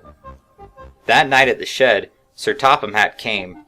He spoke to Duncan and Sir Handel. "I understand you've been giving Rusty a hard time." Both engines were silent. "I've heard what you've said, and let me tell you, if I find it happening again, you will regret it. Rusty is the diesel of this railway. He has always been kind to help out others and help out around the railway. I've seen many diesels in my days, and a good majority I've sent home with a frown on their face. Rusty is different. That's why I've kept him. He is a really useful engine." And on that note, Sir Topham Hatt left.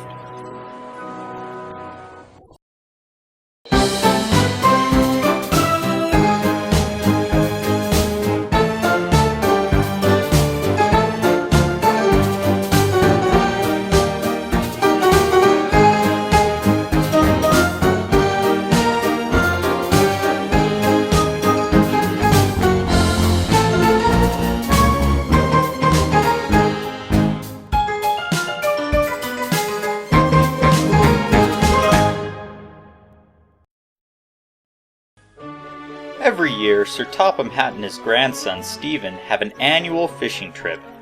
Stephen always picks an engine that takes them to Arsdale Lake on Duck's branch line. They go fishing and have a picnic, and at the end of the day, the engine takes them home. All of the engines want to be chosen for the annual fishing trip. One day, James and Percy were at Kirk Ronan Station. "I sure hope Stephen chooses me this year." Percy groaned. "Every year you want Stephen to pick you, but you never get picked. Besides, I'm next in line to take the train this year." "Pah! There's no line." "Yes, there is. Last year it was Toby's turn, and the year before that it was Thomas's turn, so it's bound to be me." "How so?" "Because we all work on Thomas's branch line." "There isn't a line. This year Stephen will choose me for my bright red paint and gleaming coat. Not for a silly puffed-up green caterpillar with red stripes. Good day, Percy." Percy was cross. A few days later, Sir Topham Hatt and Stephen came to the shed. "All right, Stephen. Pick an engine that you want to have take us to the lake." Stephen looked around. The engines smiled. Each of them wanted to be chosen. "I want James to take us." James smiled from buffer to buffer. Percy was very cross. So were the other engines. "And I want to ride in Annie and Clarabelle, too." "I'm sorry, Stephen, but Thomas needs to use those coaches." Stephen looked sad. "Don't you worry, Stephen. Those coaches aren't that great. We'll get some that are even better." Stephen smiled. Then Sir Topham Hatt and Stephen climbed aboard James. James left as the other engines watched with envy. Thomas and Percy were very cross. James collected some coaches and headed through the countryside on his way to the lake. James was very pleased.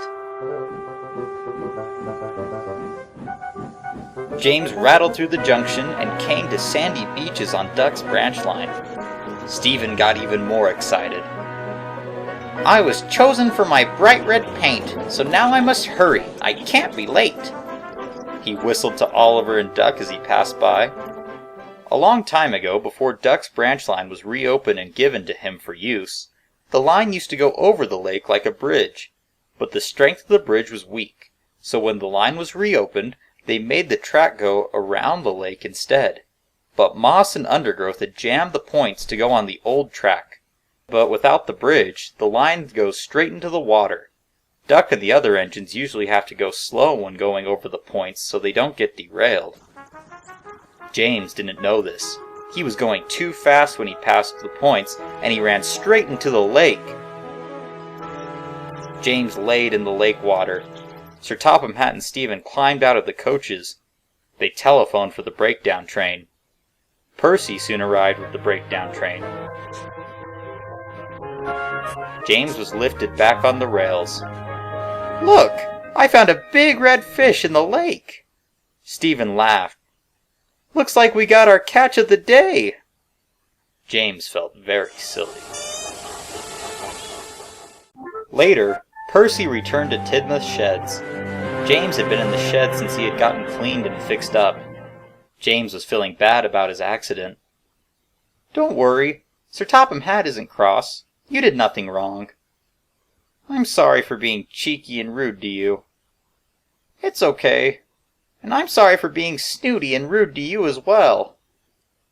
Sir Topham Hatt came up to speak to James. "James, you've given Stephen one of the most memorable fishing trips. Thank you. We had a great day." James felt happy. It may have not been the best fishing trip, but it sure was one not to forget.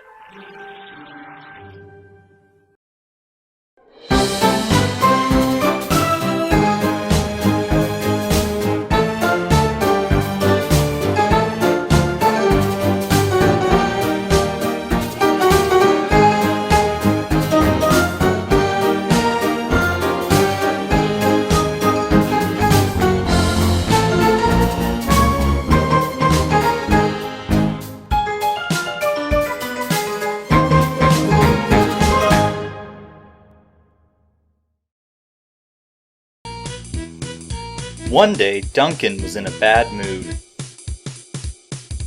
He was worse than usual. Duncan grumbled while he did his work. Some of the other engines finally had enough, and they confronted Duncan. "That's enough. Tell us what's bothering you." Duncan sighed. "It's always Scarloi, Rheneas, and Duke who are always getting praised for their age and their wisdom."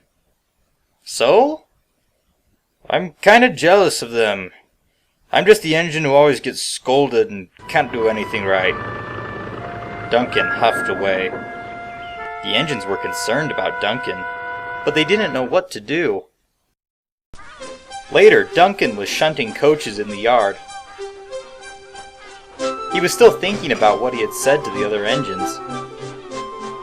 He wasn't thinking about his work and accidentally sorted a mismatched combination of coaches. He then went to shunt some other ones. Rheneas pulled in to collect his train.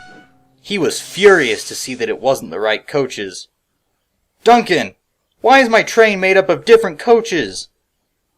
Duncan looked at the coaches and realized what he had done. "Oh, I'm sorry, Rheneas. I'll fix that." "There's no time for that," Duncan's driver explained to him. "The train is due and we must keep to our schedule." Rheneas moaned. He took the train with an angry look on his face at Duncan. Duncan felt really silly now, and he slowly puffed away, more discouraged than ever.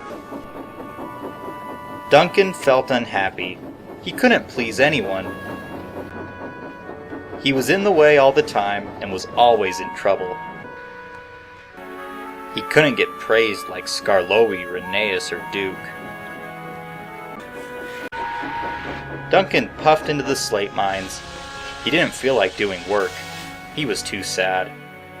But Duncan still wanted to impress everyone, so he could get praise too. Duncan looked up and saw the big slate incline. Suddenly an idea flew into Duncan's funnel. "If I put as many trucks as I can on the slate incline, I'll get praised for getting the most work done." So Duncan set to work and he put as many cars as he could on the incline.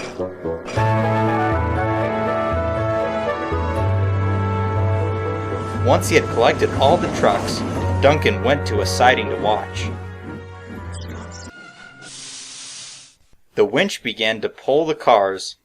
There was barely enough weight from the loaded cars, so the long line of empty cars moved slowly. Slowly but surely the cars moved up. Then there was trouble. The cars were too heavy and the winch couldn't pull them. Suddenly the coupling snapped. The empty cars ran down the incline and right off the rails. Duncan was horrified. His plan had turned into a disaster. "Oh no! Now I'm going to be in so much trouble." Duncan thought of what he could do to fix his mess. He thought and thought. Then Duncan got another idea. He decided to race down the line.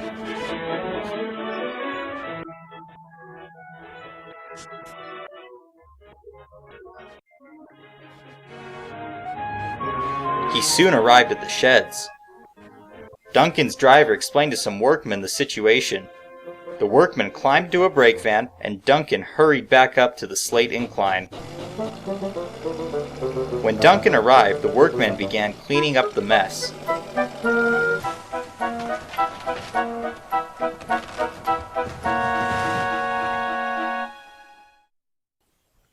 That evening in the sheds, Sir Topham Hatt came to see Duncan. Duncan was worried that he'd be scolded and punished for putting too many trucks on the incline, and for messing up Rheneas's train. But Sir Topham Hatt was smiling. Good work today, Duncan. You acted quickly in an emergency and got the tracks cleared. Well done. I'm very glad to have you on my railway. Thank you for being such a really useful engine today." Duncan was thrilled. The other engines cheered for Duncan and told him how great he had been. Duncan was very proud of his good work.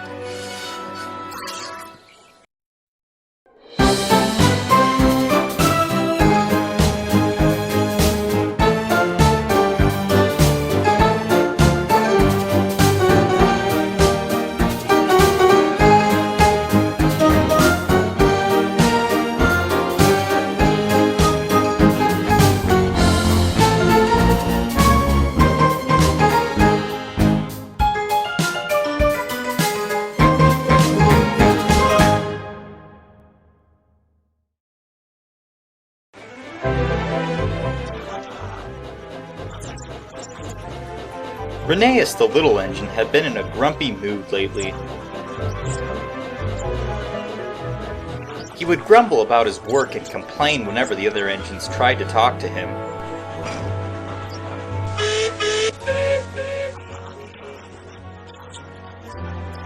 One day, Duke and Rusty were resting at a station with their passenger trains. "Please tell me about what happened to Smudger." Duke laughed. Rheneas passed by with a goods train. He was cross. "What's wrong with him?" "Who knows?" Later that day, Rheneas was taking a train of passengers to the mountains. He stopped at a station. Rusty was there with a supply train and some workmen. "So I think I've almost gotten Duke to tell me about what happened to Smudger." "Enough with you and those stupid stories." And Rheneas fumed away. Rusty was very confused. Rusty took the supply train up to the mountains. On the way back, he stopped at a station. Skarloey and Duke were sitting in a shed next to the station. Rusty told them about Rheneas. "I don't know what's wrong with him. He's been acting so upset lately. Mainly when you, Duke, bring up stories about your old railway." "I don't understand. What's so wrong about some fun old stories during my days with Stewart and Falcon?" "I don't know, but he seems pretty unhappy." "Well, then maybe I'll just have to give him a talk." And Duke puffed away. "I hope he knows what he's doing." Duke went about his daily work. Later that day, Duke had to help out at the slate mines.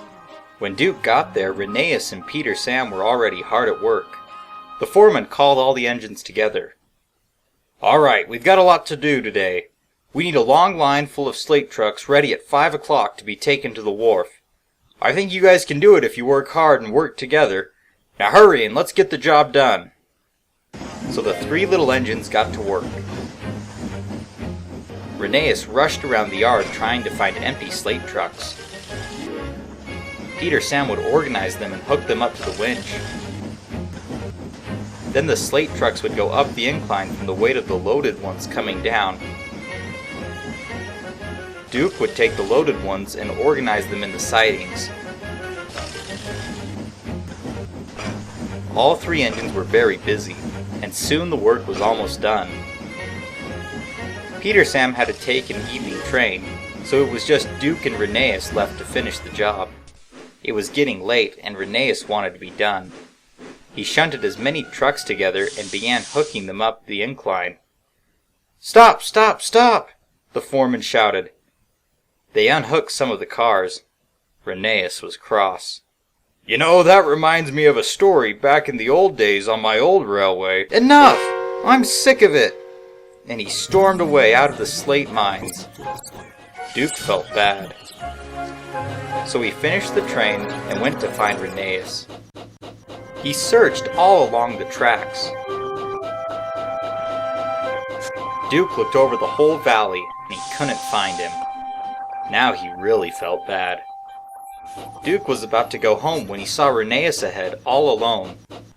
Duke pulled up. "What do you want?" "I want to apologize. I didn't mean to make you feel bad. But I just don't understand why you don't like me telling stories about my old railway." It's just that it seems like you guys had such a great time on your old railway without us. And now on the railway here with us, it's not as fun. Duke chuckled. Rheneas, I've had a far better time here on this railway. There's a lot more friends here, it's a longer line, and lots of things to do. I'm much happier being on this railway with all of you. Knowing that there was no time like the present made Rheneas feel very happy.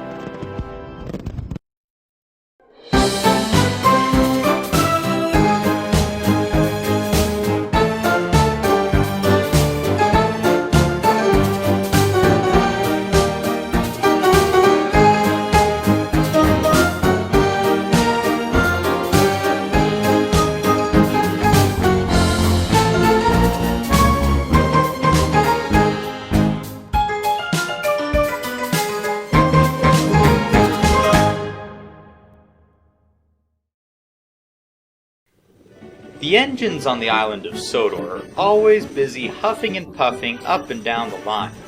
But they aren't the only ones that work hard on Sodor. Bertie the bus is always busy taking people up and down Thomas's branch line. Terence the tractor is always hard at work in his field. Trevor the traction engine is always busy helping the vicar and the lorry run the vicarage orchard. But Harold the helicopter thinks that he's the busiest out of everyone on Sodor, and he likes to let people know it too. One day, Percy pulled in with the mail train to the airfield. Percy yawned. He was very tired. He had been up all night pulling the mail train. "What are you moaning about?" asked Harold.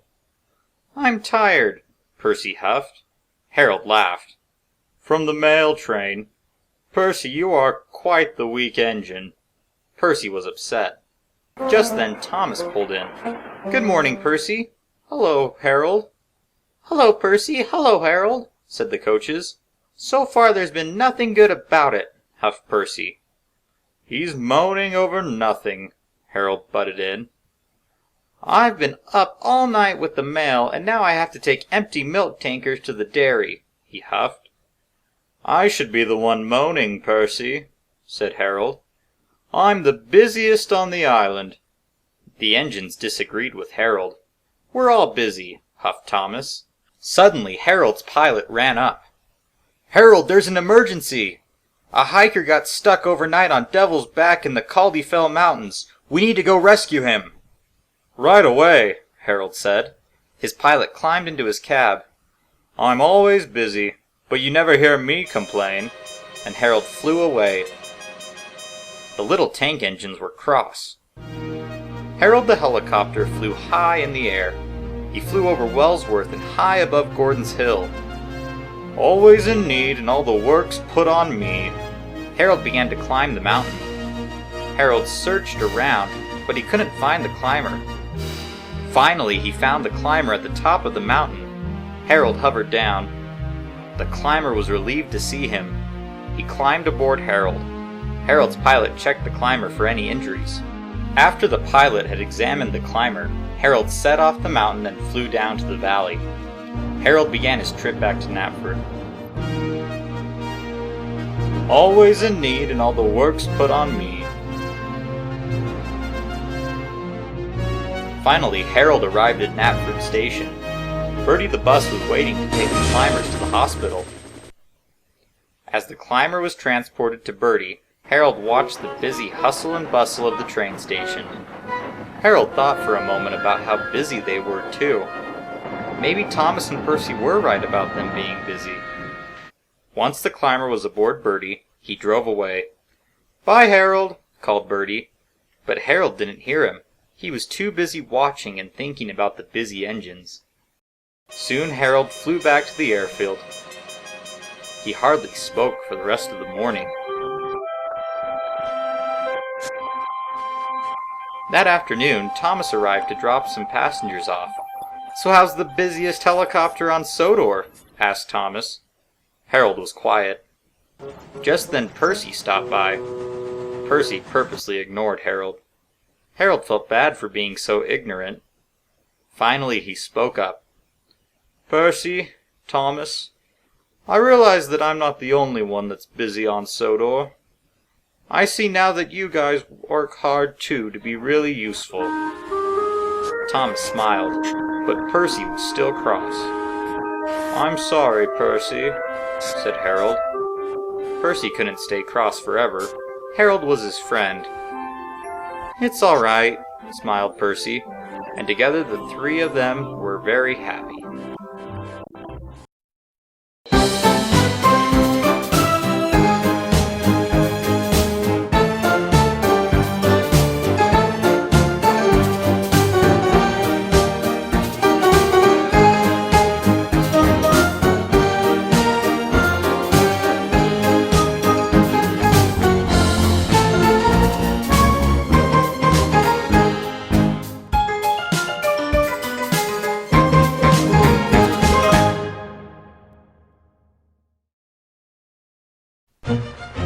One day, Sir Topham Hatt came to visit the narrow-gauge engines with some important news. You all know about the Tallylin Railway, correct? Of course, sir. Me and Skarloey's twin live there. Yes, indeed. The Tallylin Railway is a narrow-gauge line like ours. So what's the point? The coaches had put Duncan in a grumpy mood. The controller of the Tallylin Railway says that their engines are rushed off their wheels and need some help. He wants one of you to visit and help out. Before Sir Topham Hatt could finish, his ears were drowned with the sound of joyful engine whistles. All the engines wanted to go and visit. I was thinking Rheneas could go, since he has a twin that lives there and they haven't seen each other for a long time. Rheneas was excited. Thank you, sir. A few days later, Skarloey and Rheneas were at the sheds. Rheneas was waiting for Henry to take him to the mainland. Skarloey looked sad. Don't be so sad. Skarloey gave a weak smile. I'll miss you. I'll miss you too. Just then, Henry bustled in. Hurry along, we can't be late. Henry got the breakdown crane, and Rheneas was loaded onto a flatbed. Goodbye, my friend. Goodbye. Don't forget to say hello to Tallylin for me. I won't forget. And with the guard's whistle, Henry was off. Goodbye. He watched until his friend was out of sight. Skarloey sighed. He now felt very lonely. Duke pulled up. He came to collect some coaches. Is he gone? Yes, he is. It'll be okay. He'll be back before you even know it. That's what they said when they took him to the works. But that felt like forever. It won't be that long. Skarloey smiled. Thank you, Duke, for being so kind. At least I know he will be back. You were stuck in that shed all those years, and you didn't even know if you would ever see a friend again. Duke chuckled. But now I'm here and happier than ever. And with that, Duke went to go get his coaches. Skarloey was quiet for the next few days. He huffed up and down the line to get his work done without fuss. The other engines felt sorry for Skarloey, but they didn't know what they could do to help him. Every morning, Skarloey would wake up and ask his driver if Rheneas was coming home that day, and each day his driver would reply, Sorry, old boy, not today. When will he come back? Soon. Skarloey didn't think soon was soon enough. One day, Peter, Sam, and Sir Handel were waiting in some sheds when Skarloey went past with a goods train. He stopped at a red signal. Peter Sam had just told a funny joke, and he and Sir Handel were laughing. Skarloey, would you like to hear my joke? Rheneas liked jokes, Skarloey thought to himself, but it wouldn't be the same without Rheneas. No thank you, Peter Sam, and he puffed away.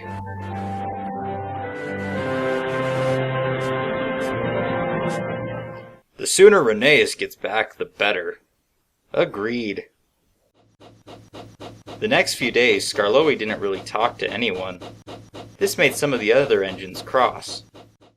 One morning, Skarloey woke to his driver telling him the good news, that Renéus would be coming home the next day. Skarloey worked extra hard that day. That night, Skarloey had to take a train of empty trucks up to the quarry.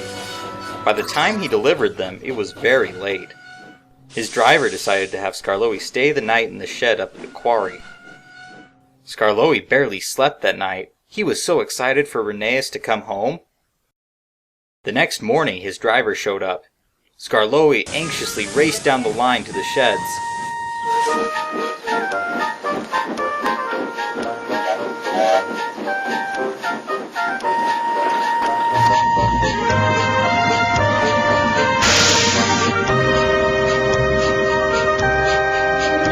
When he arrived, James had just finished helping to unload Renéus off a flatbed. All the little engines surrounded Renéus, asking questions about the Tallinn Railway. Skarloey had no room to sneak in by the others, so he sat in the siding behind the sheds, while Renéus told them tales of the faraway railway. After a long time, the engines left to work. Renéus was tired from storytelling and wanted to rest. He was also curious to know where his best friend was. Skarloey rolled up. He was so excited to see Renéus. The two friends chatted and chatted. Renéus told him about how the twins were, and Skarloey told him about how much he had missed him. Renéus was flattered. I guess what matters most is that the little red friends are back together. And Skarloey couldn't agree more.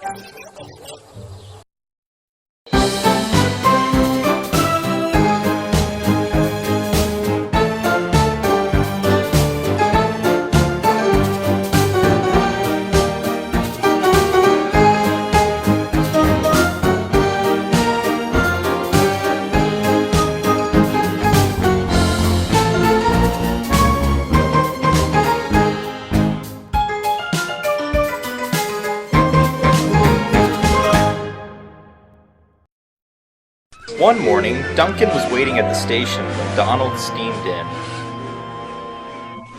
"Good morning, laddie." "Good morning." The passengers got out of Donald's train and began climbing into Duncan's coaches. All day, Donald had been thinking about racing. "Do you little engines ever have races?" Duncan thought for a moment. "No, not really. Why do you ask?" "Well, I was just thinking. Not too long ago, me and Dougie had a race. It was a lot of fun, and I was wondering if you little guys have races too." "We can't have races.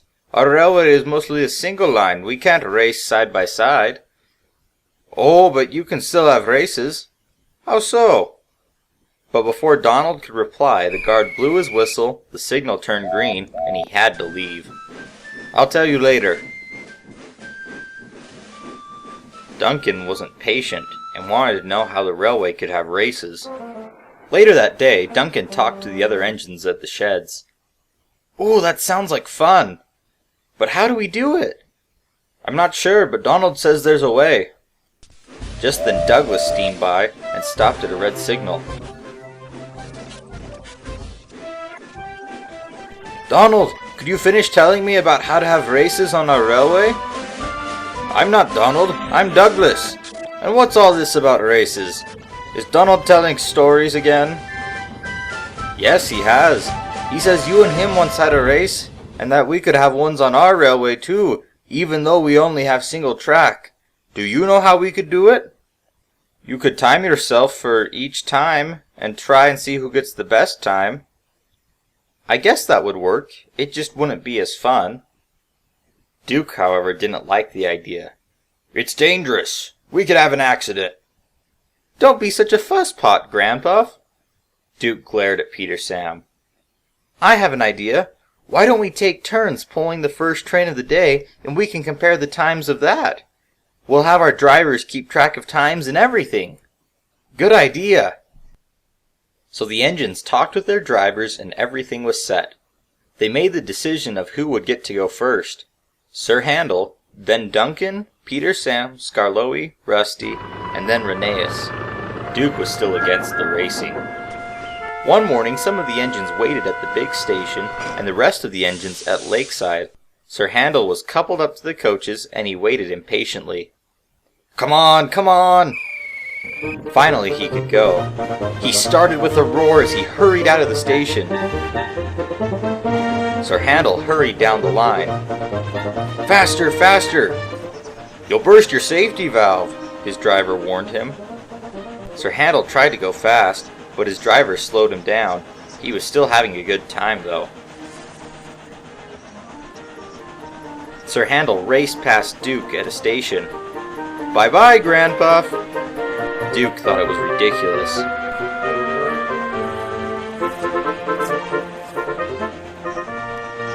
Sir Handel soon arrived at the lakeside. The engines cheered for him. "Good job!" The driver recorded Sir Handel's time in a notebook. Sir Handel was worried that he hadn't been able to go as fast as he could have. He was worried that his time might be beaten. That night he told the other engines what he thought. Duncan knew now that he could beat Sir Handel easily. He was excited for tomorrow. The next day Duncan backed down onto the coaches. He was determined to win. Soon he heard a whistle and set off, but he had forgotten his coaches. Duncan had to stop and had to go back to get coupled up. Once everything was ready, he huffed away. Duncan raced down the line as fast as he could. "I can do it! I can do it!" His driver noticed that Duncan was going too fast and that Duncan had too much steam. But his driver was just like Duncan and wanted to win as well, so he let Duncan go faster. Suddenly Duncan began to go slower. His driver begrudgingly had to stop the train. "I can't pull it. Why do I feel so weak?" The driver explained to him that he had gone too fast and burst his safety valve. Duncan had lost the race. Rheneas soon arrived and pulled Duncan and his train to the lakeside station.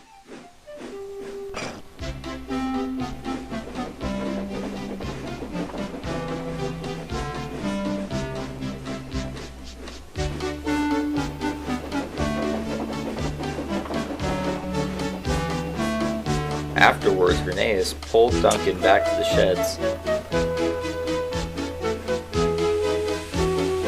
That night the engines concluded to have no more races. "Finally all of you had gotten back to your senses." The other engines just ignored him. They wished that they could still race, but it was causing too many problems. However, Sir Handel was still happy. "It looks like I'm going to hold the record for the fastest engine for a long time," he told the other engines. They rolled their eyes, but couldn't help but smile.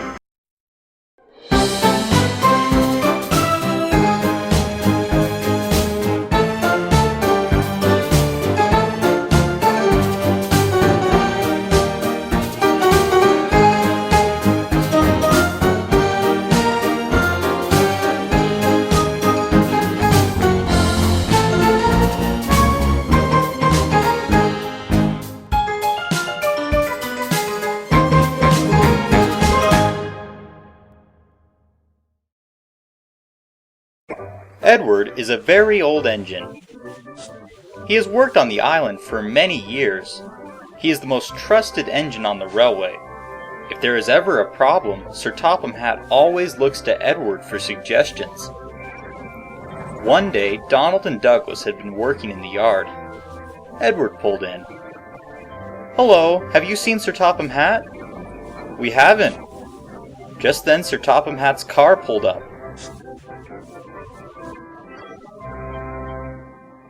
"Edward, Donald and Douglas need to work here for today. I need you to help watch over them." And then Sir Topham Hatt left to go to an important meeting. "All right, let's get to work." Donald bumped the truck. Coal dust went everywhere.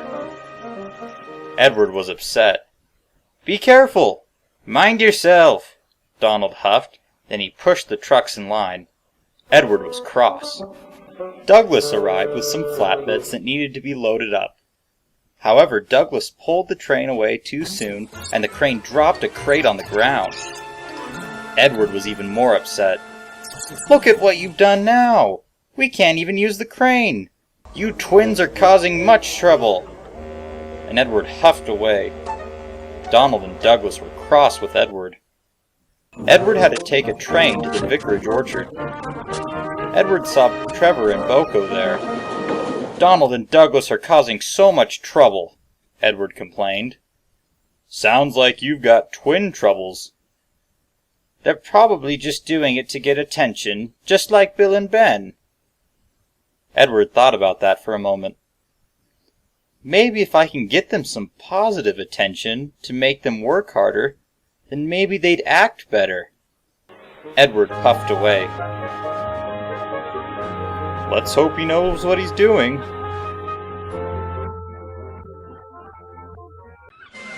When Edward pulled into the yard, a fuel tanker had been derailed and the twins were helping to fix the mess. Edward moaned. What did you two do now? This ain't here our fault. Anyways, I have to pull a very long passenger train. You two just keep working here. Edward backed down onto the express coaches. The job to pull this long train was originally for the twins, but Edward had a plan. Edward waited at the platform. Edward began to pull with all his might. The train was heavy and barely moved, but Edward kept puffing. His face was red, his boiler strained, and he was off. Edward puffed down the main line with the long train. Meanwhile, Donald and Douglas shunted a train for Duck, another one for Boko, and an extra one for Toby. The twins were busy and had stopped causing trouble. Edward strained as he passed through his station and went up Gordon's hill. He began to go slower and slower. Edward tried hard. Don't hurt yourself, his driver yelled to him. Snap! Something broke and Edward had to stop. Douglas was pushing some trucks into the shipping bay when the foreman came up. Edward is broken down on Gordon's hill. You and Donald need to take his train. The twins were not happy, but they helped anyway.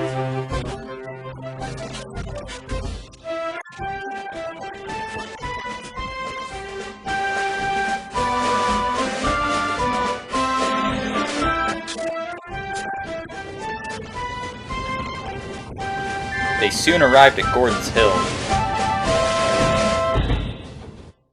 Donald and Douglas were coupled up to the train. Together, without much effort, the twins puffed over the hill. The passengers were very happy.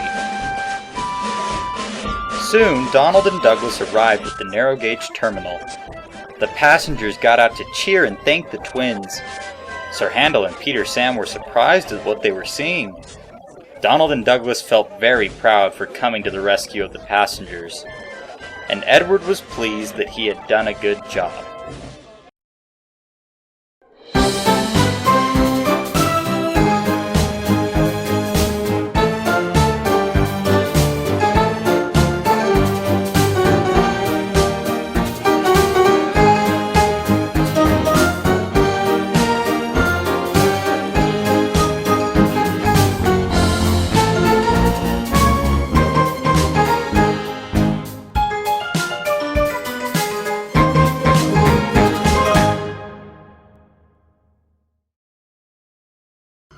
Sir Handel, the narrow-gauge engine, likes to play tricks on the other engines. He loves their reactions. The other engines, however, do not like his jokes. Sir Handel often gets into trouble by doing these pranks. It was autumn on the island of Sodor, and it was beginning to be very cold outside. The sky seemed gray and gloomy, but the engines still puffed up and down the line with their day's work. There were less passengers sightseeing tours with the weather, and now there was more slate and goods trains. The little engines all knew that Halloween was coming up. They also knew that Sir Handel would be up to his old tricks. I've had it with his tricks. I agree. As much as I didn't enjoy staying in that shed all those years, I was relieved to get a break from Sir Handel's tricks for a few years. Sir Handel had crept up behind the shed. He heard everything that they were saying.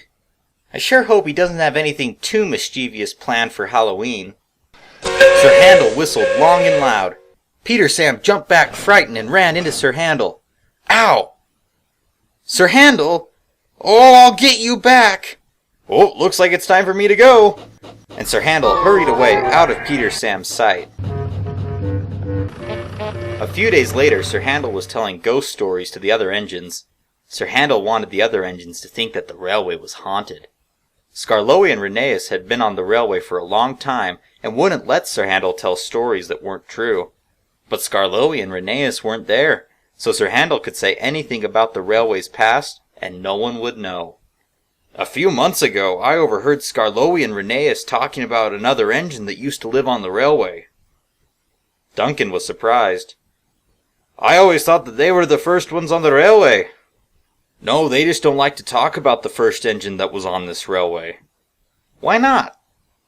Just listen. So this little engine helped build the line when he first arrived. He even helped build the shed that we're in right now. Whoa. What Sir Handel was saying wasn't true, but the other engines believed him. This engine only worked up at the slate mines and brought slate down the line. This engine was naughty. He was always finding a new way to get into trouble. The manager warned him that he would be replaced, but he never listened. Peter Sam was nearby collecting coaches. He listened to Sir Handel's story. So one night around Halloween, the engine was being careless, and at the old castle causeway he derailed. He slid into the water and he drowned. The engine sat in silence. The scariest thing was that when they came to recover him and take him to the smelters, he was gone. The engines gasped.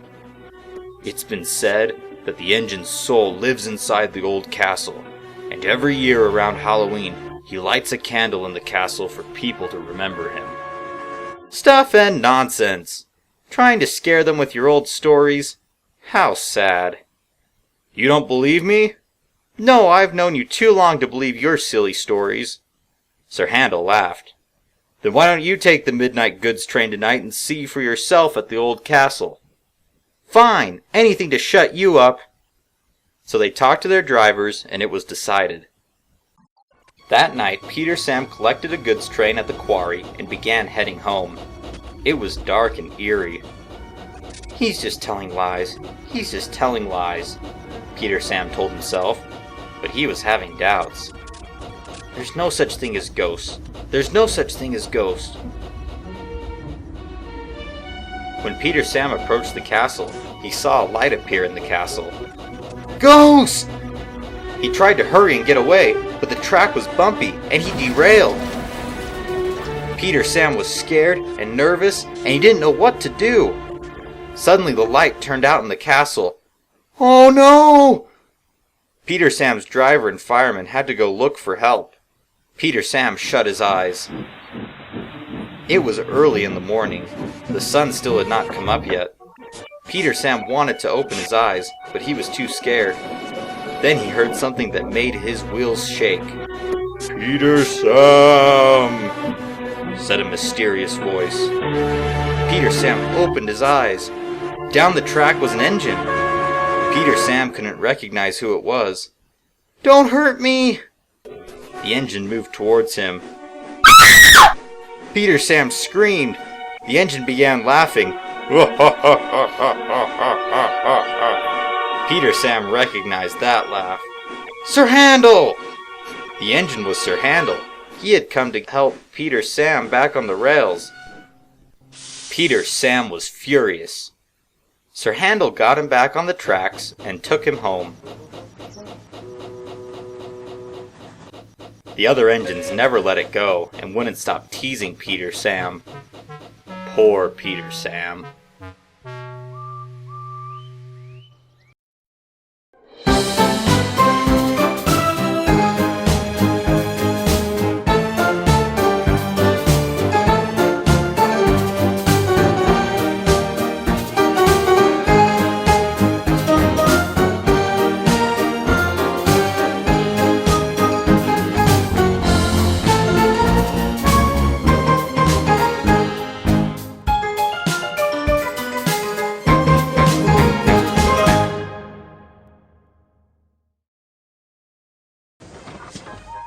The island of Sodor was a winter wonderland.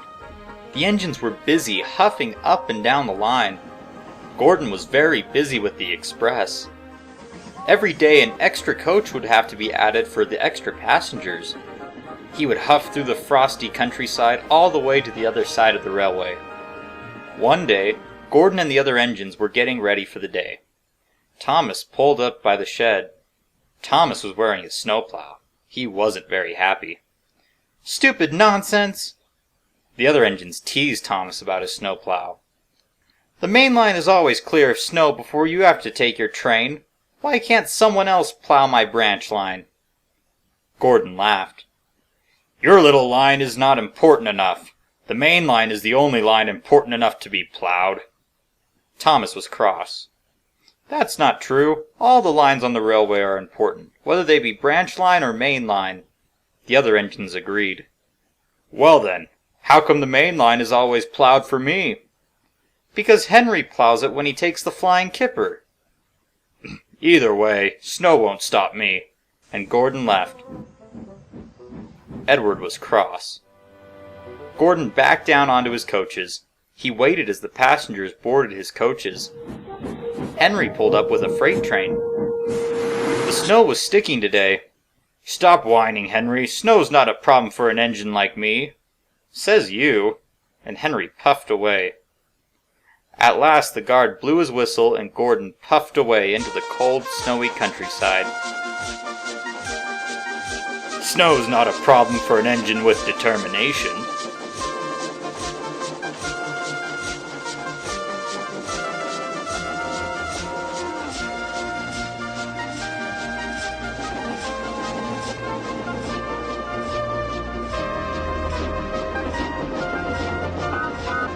There is a road on top of Henry's tunnel.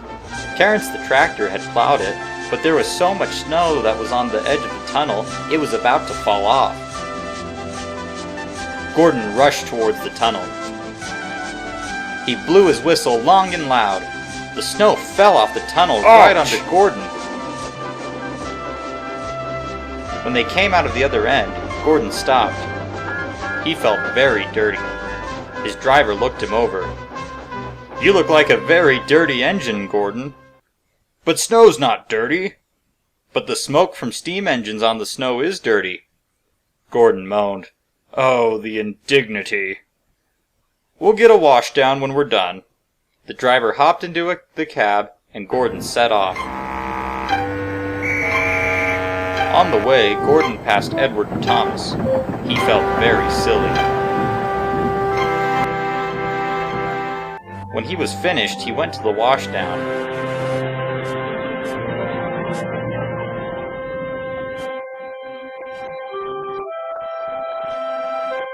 After he was cleaned up, he went to the sheds. That night, Gorodn was in the back of the shed as he listened to the other engines talk. "Snow is nothing to an engine with determination, especially when you're a big blue engine." Gorodn felt silly for being so arrogant.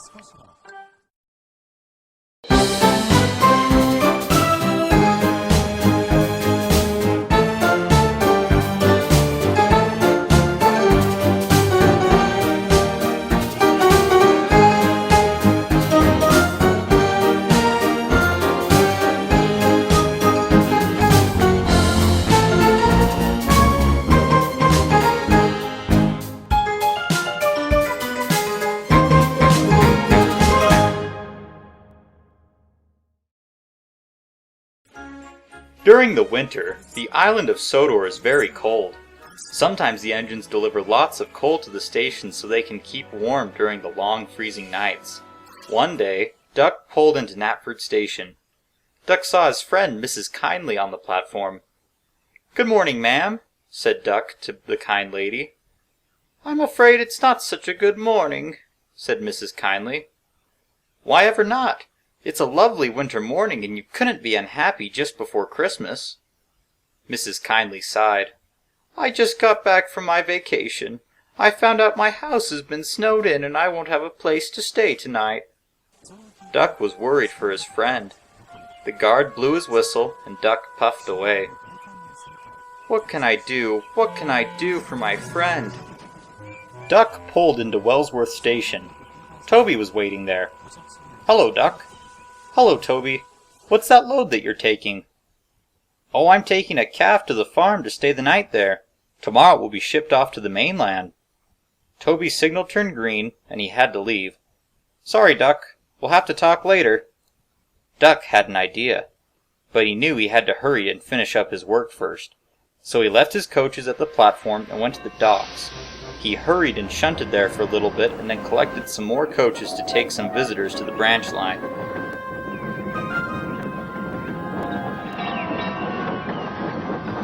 On the way back, he stopped at the farm. Duck explained to the farmer about Mrs. Kindly's predicament. Duck thought that Mrs. Kindly could stay at the farm for the night since the calf also got to stay. The farmer laughed. Mrs. Kindly wouldn't like sleeping in a barn. You know what?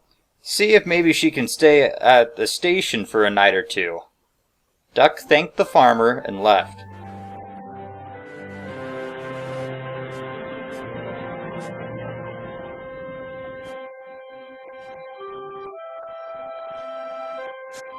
Duck soon arrived at Kirk Ronan Station.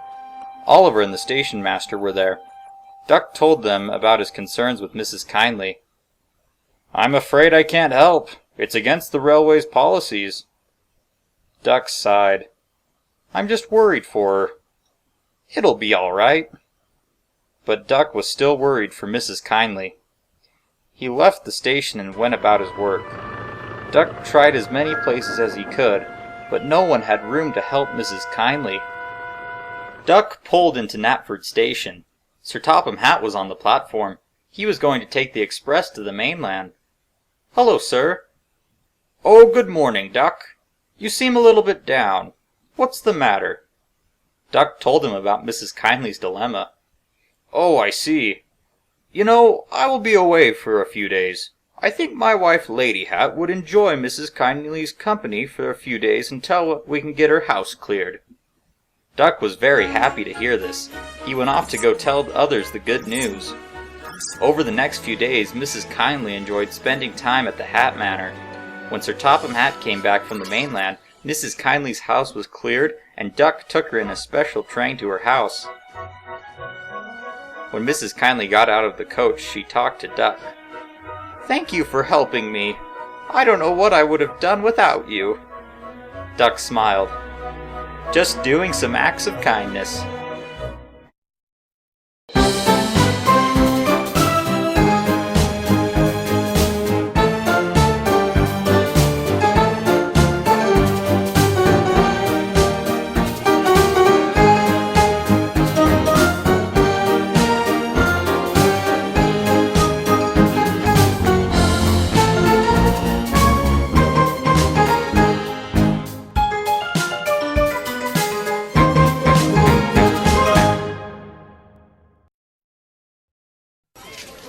Not too long ago, Toby had made a marvelous discovery. He had found a lost quarry in an old castle in the heart of Sodor. The quarry and the castle were restored and were now wonderful destinations on Sodor. When Toby found the quarry, he also found a little engine who used to run it. The little engine's name was Bertram, the old warrior. Bertram was also restored and now runs the quarry. One cold winter morning, Toby was at the quarry delivering empty trucks. Bertram looked sad. Toby was concerned. What's wrong? Bertram sighed. Christmas is in a few days, and I'm going to be here all alone, with no one around. Toby felt sad for his little friend. Cheer up! I'll figure something out, just you wait and see. And with that, Toby puffed away.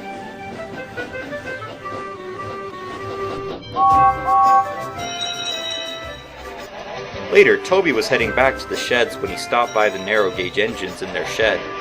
They were all getting ready for Christmas. Toby remembered how sad Bertram was. Skarloey! Well, hello there!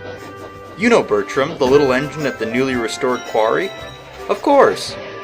Well, he isn't too excited for Christmas. Oh, why not?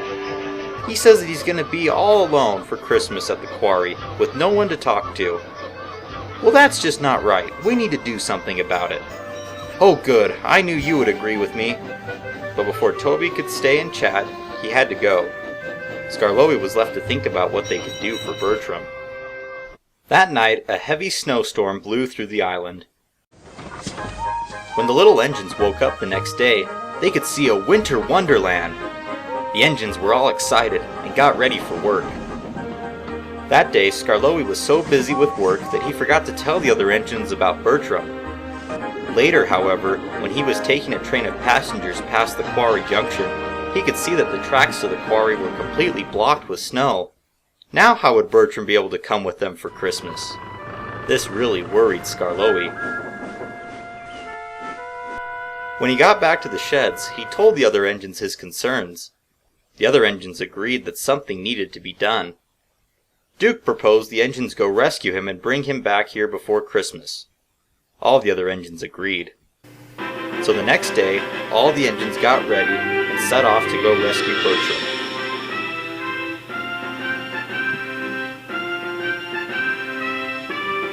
When the cavalcade arrived at the giant pile of snow blocking the tracks, Duncan charged it. He pushed and pushed, but he couldn't get through. "Let me try, you wimp." So Sir Handel gave it a try. But he didn't do much better than Duncan. "Oh, what do we do?" "I say we just give up." "No, we can't just give up. Bertram is our friend, and he would do it for us." "Well, then what are we going to do?" "Teamwork. We need to all work together and push through the snowdrift." All the engines agreed.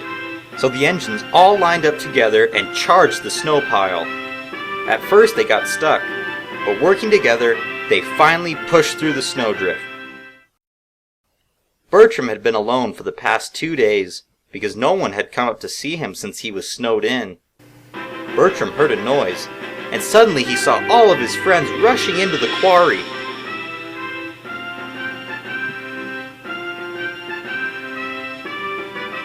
Bertram was so happy to see them. "We came to get you for Christmas!" Bertram beamed from buffer to buffer. He knew that this was going to be a great Christmas.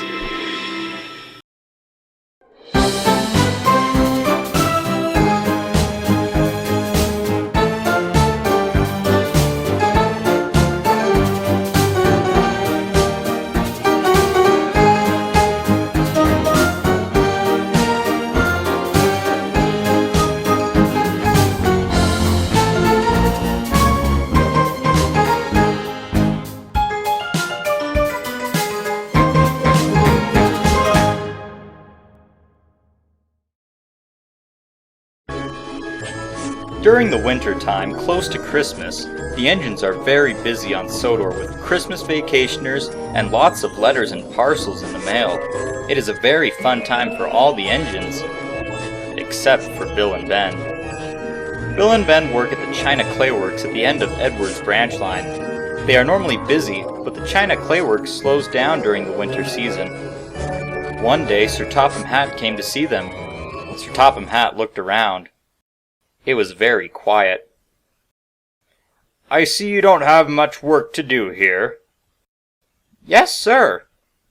"I need you to help Percy with the mail during the winter holiday season. It's been very busy lately." The twins agreed and set off to the main line. Percy was at Maithwaite Station having his mail coaches filled with parcels when he heard the news from Toby. Percy seemed unhappy. "I don't need more trouble with the mail." And he puffed away. Toby felt sorry for Percy. Later, Percy was pushing the mail coaches into their shed when Bill and Ben pulled up. "Hello, Percy. It looks like we're here to help you." Percy moaned. He didn't want the twins helping him. "You'll start work tomorrow. I'll show you what to do then." And Percy left. The next day, Percy was waiting in the yard. "Those two are late. Where are they?" Percy waited and waited. Finally, the twins arrived. "You're late." The twins snorted. "Really useful engines need to be on time." "You're not in charge of us." The twins were coupled to the mail coaches. Percy explained the routes to them. I'm taking the mail on the main line. Bill, you take the mail on Edward's branch line. And Ben, take the mail on Thomas's and Duck's branch lines. The twins agreed and left the yard with their mail coaches. Bill and Ben pulled up to a junction. I have an idea, Ben. Let's switch tracks and delay the mail just to bug Percy. Oh, that sounds like fun. Bill's signal turned green, and he went down the branch line. Ben waited. In the distance he could see Percy dropping off the mail. Percy looked sad. Ben didn't feel like pulling a trick on Percy anymore. The signal turned green, and Ben went about his work without any tricks. Meanwhile, Bill puffed down Edward's branch line. Up ahead was a siding. If I go down that siding, that will delay my train from getting to the docks. That would make Percy very upset. Stop! His driver yelled at him, but Bill ran into a snowbank at the end of the siding. It was a terrible mess. The driver and fireman had jumped clear. Oh dear. Bill wasn't expecting this. Percy pulled back into the yard. Ben was already there, being uncoupled from his train. Already done? Yes, it's done. Wow, you did well.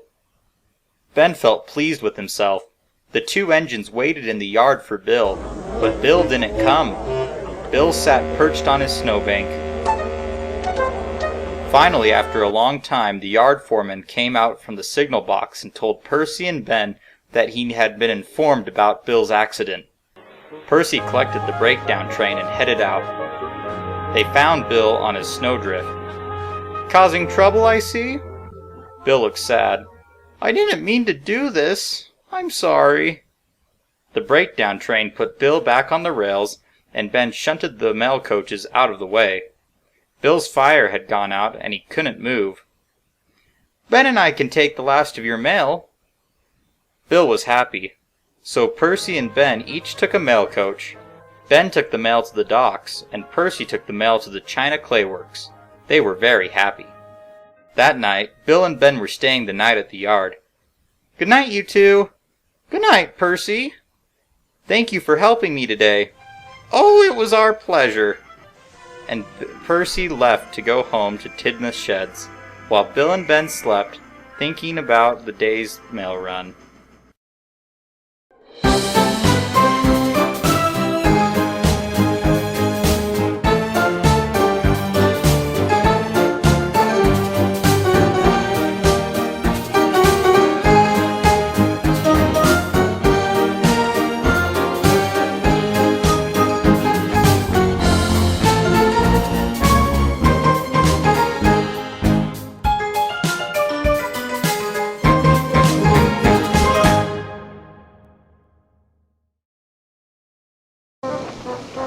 One winter morning, the engines were waiting for the day's work.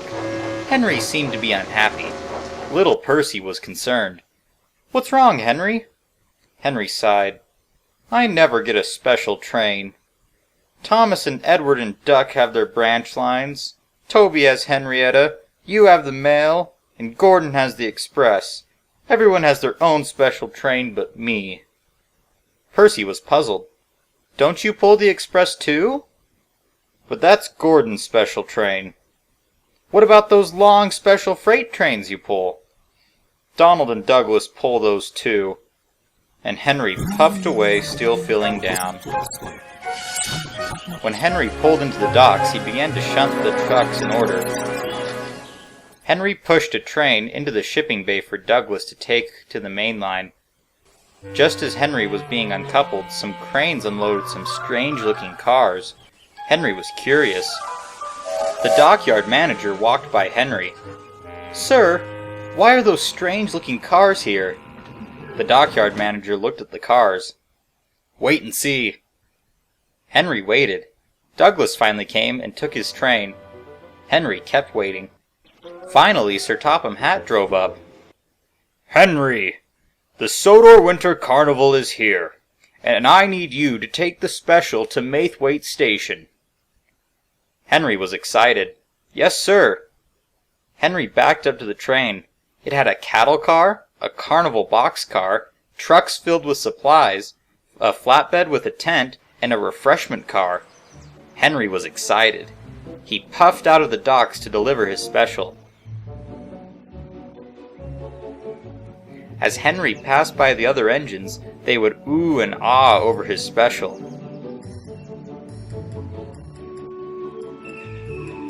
Henry was very happy.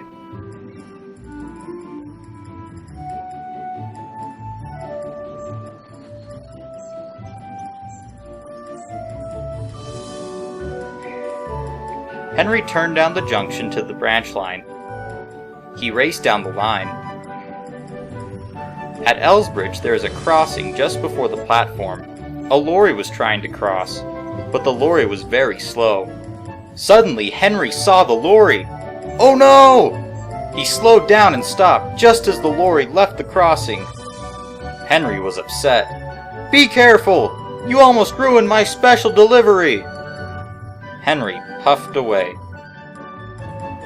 Henry puffed into Maithwaite Station. He dropped off the special train and left.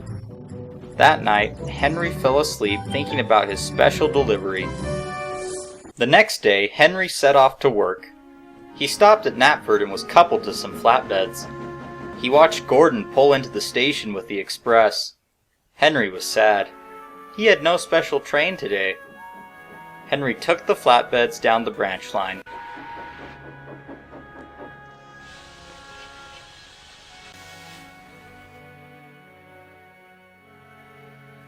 When Henry arrived at Maithwaite, he was astonished. The Sodor Winter Carnival was set up and looked wonderful. You know what? Not having a special train every day makes when having a special even better.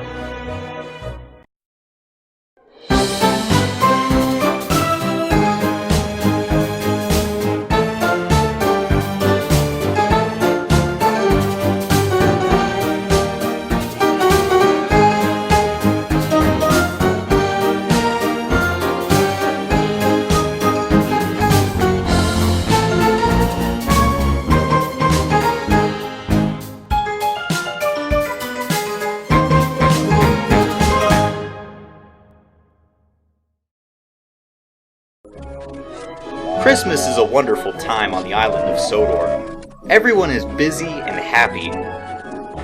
The little engines had just come back from rescuing Bertram from the snowed-in quarry. They were all sitting around the sheds talking and having a good time, while their drivers and other workmen were hanging decorations. Christmas is just a great time of the year. Duncan rolled his eyes. He was still mad about Sir Handel calling him a wimp. Rusty was sick of Duncan's bad attitude. What's your favorite part about Christmas, Bertram? Bertram thought for a moment. You know, Christmas hasn't been a big thing for me. The other engines were surprised. Well, how come? Christmas my whole life has just been another day. Nothing special has ever happened. The other engines felt sorry for Bertram. Don't worry, this Christmas is going to be an extra special one. Bertram smiled. He looked forward to it. What about you guys? What's your favorite part of Christmas? The little engines thought for a moment. My favorite part is all the lights and decorations. My favorite part is the snow. Except for when you get snowed in. Everyone laughed. Lots of bigger engines had been passing by with big goods trains.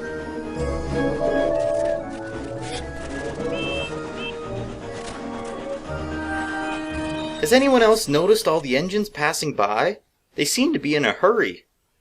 There's been a lot. I wonder why they're all in such a rush. Maybe they have a party or something that they have to get ready for.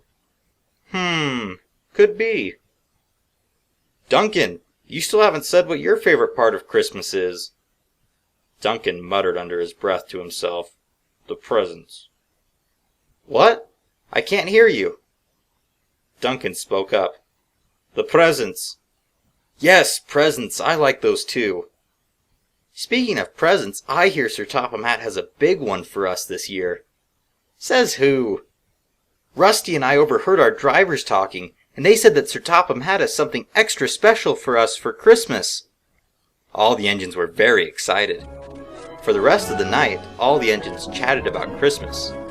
They stayed up all night, restless like all the children on Sodor, who were excited for Christmas and couldn't sleep. However, the engines did fall asleep for a short while, and when they woke up it was morning.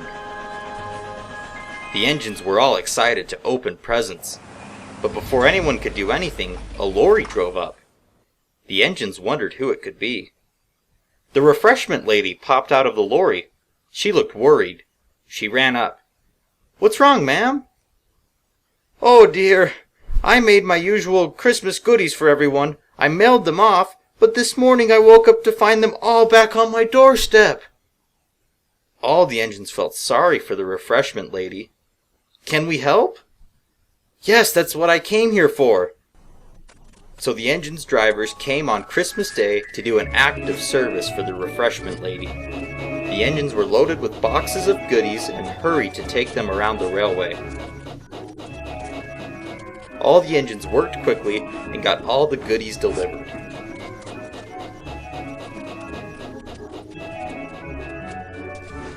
When Sir Handel got back, he could see that Duncan was still sad. Sir Handel knew that it was his fault. "I'm sorry, Duncan, for calling you a wimp."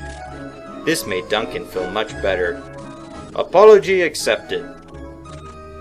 Soon after all the engines were back at the sheds, they were going to open the presents. Just then they heard a familiar beep beep. It was Thomas with Sir Topham Hatt.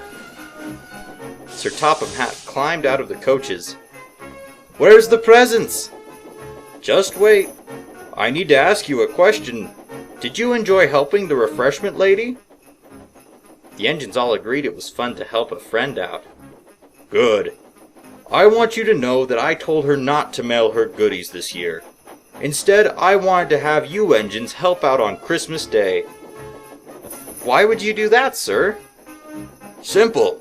My special gift this year was the gift of service. I hope you all can see that how great of a gift it was. Now I would stay and chat more, but sadly I need to go, or else I might be late to my own Christmas party, and that would never do." And with that, Sir Topham Hatt and Thomas left. The little engines looked at the presents under the tree. Sir Topham Hatt was right. Giving was much better than receiving.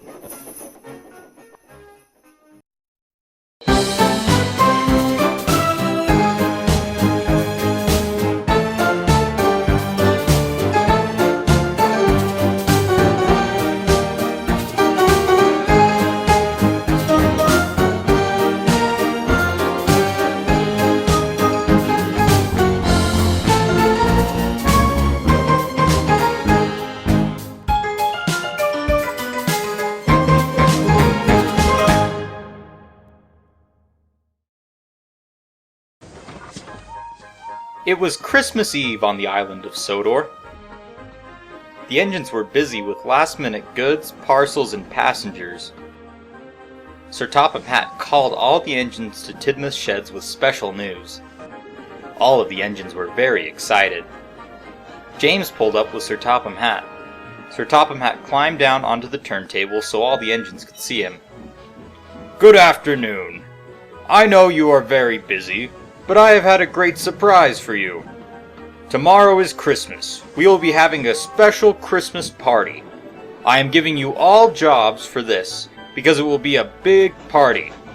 I want Boko, James, Donald, Bill, and Oliver to pick up decorations at Kirk Ronan, the Docks, Wellsworth, Elsbridge, and Farquhar, and take them to Knapford to be set up." The engines chattered excitedly. "Edward, Bill, Percy, Douglas, Toby, Mavis, and Henry, you must pick up the food, tables, and chairs and deliver them to the party." Everyone was excited that they each got their own special job to do for the party. "Now hurry and get to work." "What about us?" "Oh, I almost forgot. You have the most important jobs tomorrow. I want you, Thomas, to pick up me and my family and take us to the party. And Gorodn, I want you to collect all the very important visitors tomorrow in a special express." The two engines were very pleased and ran about their work. Meanwhile, all the engines took their special jobs to Knapford. That night, the engines talked about the day's work. "Tomorrow's Christmas! Do you think Sir Topham Hatt has a special present for us?" "Maybe." The engines slept great that night, dreaming of the fun they'd be having in the morning. The next morning, Thomas and Gorodn raced away to do their special jobs. Gorodn collected the very important passengers, and Thomas puffed to the Hat Manor. Once Thomas collected the Hat family, he headed back to Knapford. On the way, Thomas raced through a junction, but the points to a siding were frozen. Thomas slid into the siding and crashed into the buffers. Ow! Thomas reversed, and his crew did everything they could to fix the points. Finally, the points were melted, and Thomas could go. Thomas was going to be late, so he raced down the line. "I must not be late! I must not be late!" Suddenly, Thomas noticed a big snowdrift on the tracks. "Oh no!" Thomas couldn't stop, and he ran into the snowdrift. Thomas was stuck. His crew tried to set him free, but it was no use. The Hat family watched. They looked very sad. Thomas could see that they were sad. He didn't want to disappoint them. "I'll push through it." Meanwhile, all the engines were waiting at Knapford. The party was supposed to start, but the Hat family wasn't there. Everyone was worried. Gorodn's important passengers were becoming impatient. Suddenly they heard a familiar peep peep, and Thomas puffed into Knapford with the Hat family. Thomas was very tired. Sir Topham Hatt and his family came out and he welcomed everyone to the party. There was games and food, even presents. The engines had lots of fun. Santa Claus even showed up and heralded the helicopter. Everyone was very happy. We wish you a Merry Christmas, we wish you a Merry Christmas, we wish you a Merry Christmas and a Happy New Year.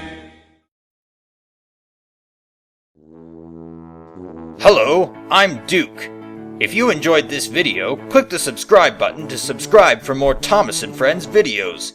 You can also check out more videos on our YouTube channel by clicking the Visit Channel button. If you want to learn more about the up-and-coming latest adventures from Sodor, and to find out about the latest updates, then click the News Blog button. You can also check out the Google Plus and our Facebook page by clicking a link in the description. We hope to see you again soon. Come back often for more videos.